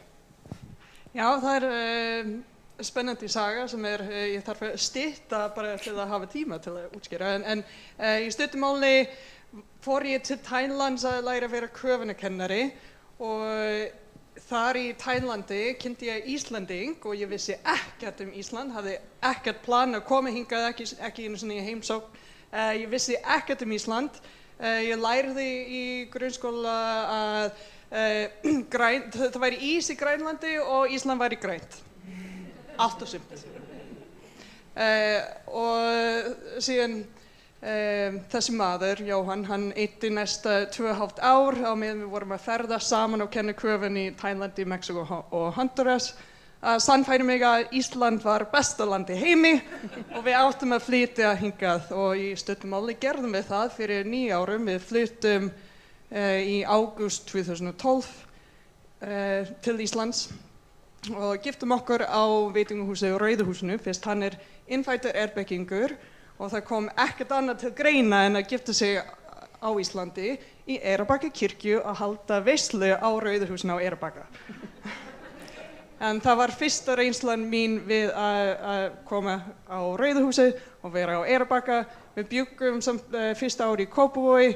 Ég var að læra þar íslensku á Háskóla Íslands, íslensku sem annað tungumál.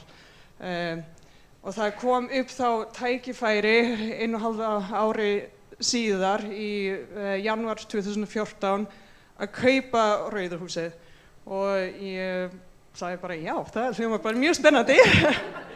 Ég hafði ekki hugmynd hvað ég ætlaði að gera annars.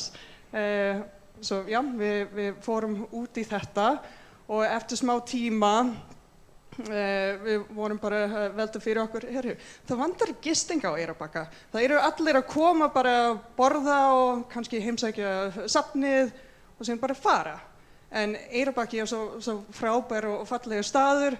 Það bara pottet fullt af fólki sem kunna metta þetta og bara vilja koma hingað í heimsókn. Svo við ákveðum að kaupa gamla frystihúsi á Eyrarbakka og breyta þetta í hótel og farfuglaheimili. Þannig að þið hafi verið í svona nýsköpun líka einmitt í ferðaþjónustu. Já, við stofnum þetta Bakki Apartments og við byrjum með 3 íbúðir og 36 kojurými í farfuglaheimilinu. Opnum apríl 2015, 1 mánuður eftir barnið okkur fæðist. Og já, við höldum áfram síðan og erum núna með 16 íbúðir í útleigu, svona íbúðahótel, auk farfuglaheimilinu. Þið hafið væntanlega farið í gegnum ansi svona, já, víðtækar breytingar og bæði í umhverfinu. Hafandi hafa tekið við rekstri 2014 og margt gerst síðan þá, núna 2021. Þannig að vöxturinn af ferðaþjónustunni og svo COVID. Hvernig hefur það svona farið, hvernig hefur sú reynsla verið? Já, það var alltaf aukning frá 2014, 15 og upp og síðan fór aðeins niður þegar WOW fór á hausinn og það var svona nokkra breytingar þar fyrir okkur að vera frekar lítið staður í landsbyggðinni. Ég veit ekki hvort það var jafn mikið svona, sem fólk fundi fyrir því í bænum. En já, fyrir okkur sem lítið fyrirtæki í landsbyggðinni þá þetta var svona lítið högg og síðan 2020 það var bara stort högg.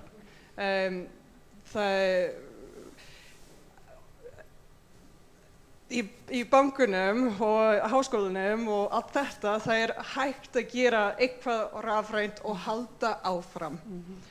En það alveg staðbundið þegar þú með veitingahús og gistiheimili, við erum bara alveg háð að fólk kæmi til okkar og sé á ferðinni. Og ef fólk ekki á ferðinni, þá bara ekkert að gera. og sem við þurftum að loka alveg í nokkra mánuði bara, og það ákveðin styrkur ekki að vera lítið og geta gripið til og bara ákveða hratt og gera eitthvað af því við þurftum að bregðast við og loka alveg á meðan það voru engar viðskiptavinir og síðan fara af stað leið að fólk var tilbúið að ferðast aftur og síðan hætta aftur og fara af stað aftur. Og vandamálið í júni og sumarið í fyrra var ekki nákvæmlega sama og núna. Fyrst í fyrra það var aukning í sumar en þá leið að ágúst var búið þá Íslendingar voru búnir í sumarfrí og það voru hertar aðgerðir í landmænunum og túristar bara hættu að koma þegar þau þurftu að fara í sóttkví. Þá þurftum að minnka opnunartímar á veitingahúsinu og bara einbeita okkur á Íslendingum. En í gistingu það var aðeins öðruvísi fyrst við erum með íbúðagistingu að fólk byrjuðu að koma til okkar í sóttkví. Svo við þurftum aldrei að loka þar. En ákveðin tækifæri þar kannski. Já, svo það var aðeins öðruvísi. Við fórum með nokkra íbúðir í svona semi-langtíma útleigu og aðrir voru bara í sóttkví að koma og eyða 5-6 daga sóttkví á Eyrarbakka og vera með lítið eldhús og baðherbyggi og sér inngang og labba með fram sjóvarnargarð og vera í þetta rólegu umhverfi í staðinn fyrir að vera lokuð inn í hótelherbyggi. Geta ekki farið út. Já. Hvað tíminn er að hlaupa frá okkur. Hver var svona, myndu svona bara taka saman, hver helsti lærdómurinn að fara í gegnum þessi 18 mánuði og hvernig eru staðan í dag? Já, svo vonandi erum við bara nálgast jafnvægi því að það var svona vandamálin í vor voru að það var of rólegt og síðan allt annað í sumar að það var of mikið að gera og engar starfsmenn að hafa. Það var bara ekki hægt að ráða inn fleiri starfsmenn, svo við vorum bara undirmönnu bara allstaðar og það var bara aðalmarkmiðið var að halda áfram og ekki keyra öllum út. Svo við gátum ekki breytt opnunartímar eins og við vildum hafa, við vorum bara með opið frá bara 5-6 á kvöldin á virkum dögum og síðan lengri opnunartímar helgar og bara nýta tíma sem best að því að við vorum bara rosalega heppin að við erum með góðu starfsmenn og það var mjög mikilvægt að allir fái smá break og ekki vera bara alveg útkerðir og þegar það kom að lok ágúst þá voru svona þessi 3 rosalega erfiðir mánuðir. Allir vinna svona nánast alla daga og mátti ekki vera veik eða neitt. Við vorum bara mjög heppin með þetta og síðan voru allir bara rosalega þreytir svo það hélt áfram inn í september bara að það voru nokkrir að taka smá frí í 1 eða 2 vikur og síðan koma aftur og fólk sem var eftir þurftu að vinna auka bara til að halda öllu gangandi á meðan hinir voru í burtu og núna farin aðeins að minnka í svona lausatrafík en það farin af stað með bókinir í jólahlaðborði sem eru loksins komin aftur og árshátíðir það má þetta aftur og bókinir fyrir fermingarveislu fyrir næsta vor svo það lítur frekar eðlilega út núna og það einhvern veginn skrítið að það svo eðlilegt núna bara eins og COVID hafði aldrei verið.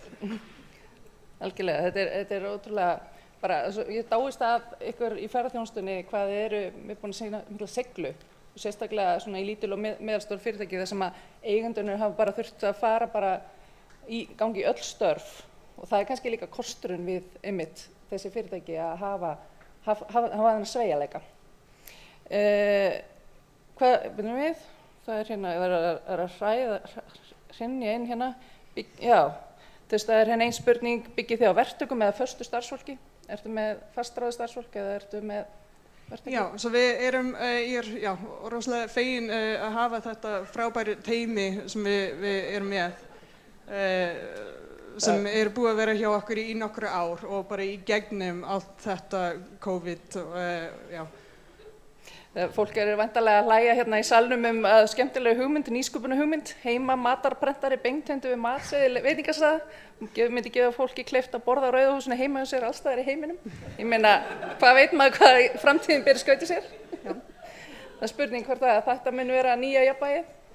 Já, og það líka bara góða punktur að við þurftum að velta fyrir okkur í vetur þegar við vissum ekki hvort ferðaþjónustan myndi fara aftur í gang og hvort það væri nauðsynlegt að loka aftur.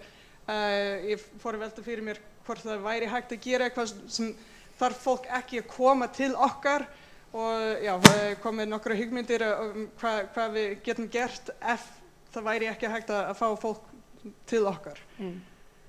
Ég til dæmis, ég veit að þú farið aðeins í konfektgerð og ég mæli með þegar það fer í almennilega framleiðslu. Já, svo nýsköpunar hugmyndir alveg. Já, það komið á hold eða var sett á holdi í sumar á meðan ég var bara mjög mikið í veitingasalnum, bara bretta upp ermar og bara hjálpa til, en já, það vonandi fer í gang aftur bara núna. Já, þetta framleiðsla á súkkulaði konfekt og koma í samstarf við öðrum fyrirtækjum á Suðurlandi og mögulega víðar. Bara frábært, það verður bara gaman að fylgjast með þér í framtíðinni og bara þegar jafnvægið komið á, hvort að það sé ekki bara, bætir ekki ennþá meira í hjá þér. En bara takk fyrir Jessica. Já, takk. Bara takk fyrir okkur.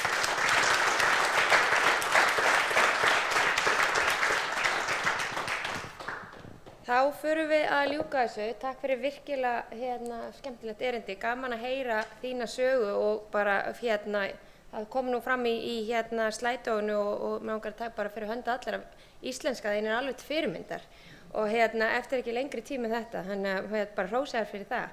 Mér langar aðeins að draga þetta saman, það sem við erum búin að fjalla í dag áður en að við kveðjumst og allavega svona eins og þetta snýr að mér, nýtt jafnvægi, svona það sem stendur upp úr að geta lært og kennt hvar, hvenar og hvernig sem hverjum og einum hentar.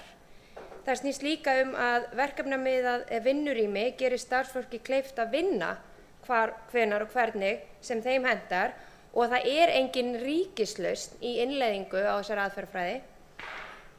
Að það sé mikilvægt að sofa og hugleiða og vera út í náttúrunni til þess að efla sköpunarkraftin í okkur.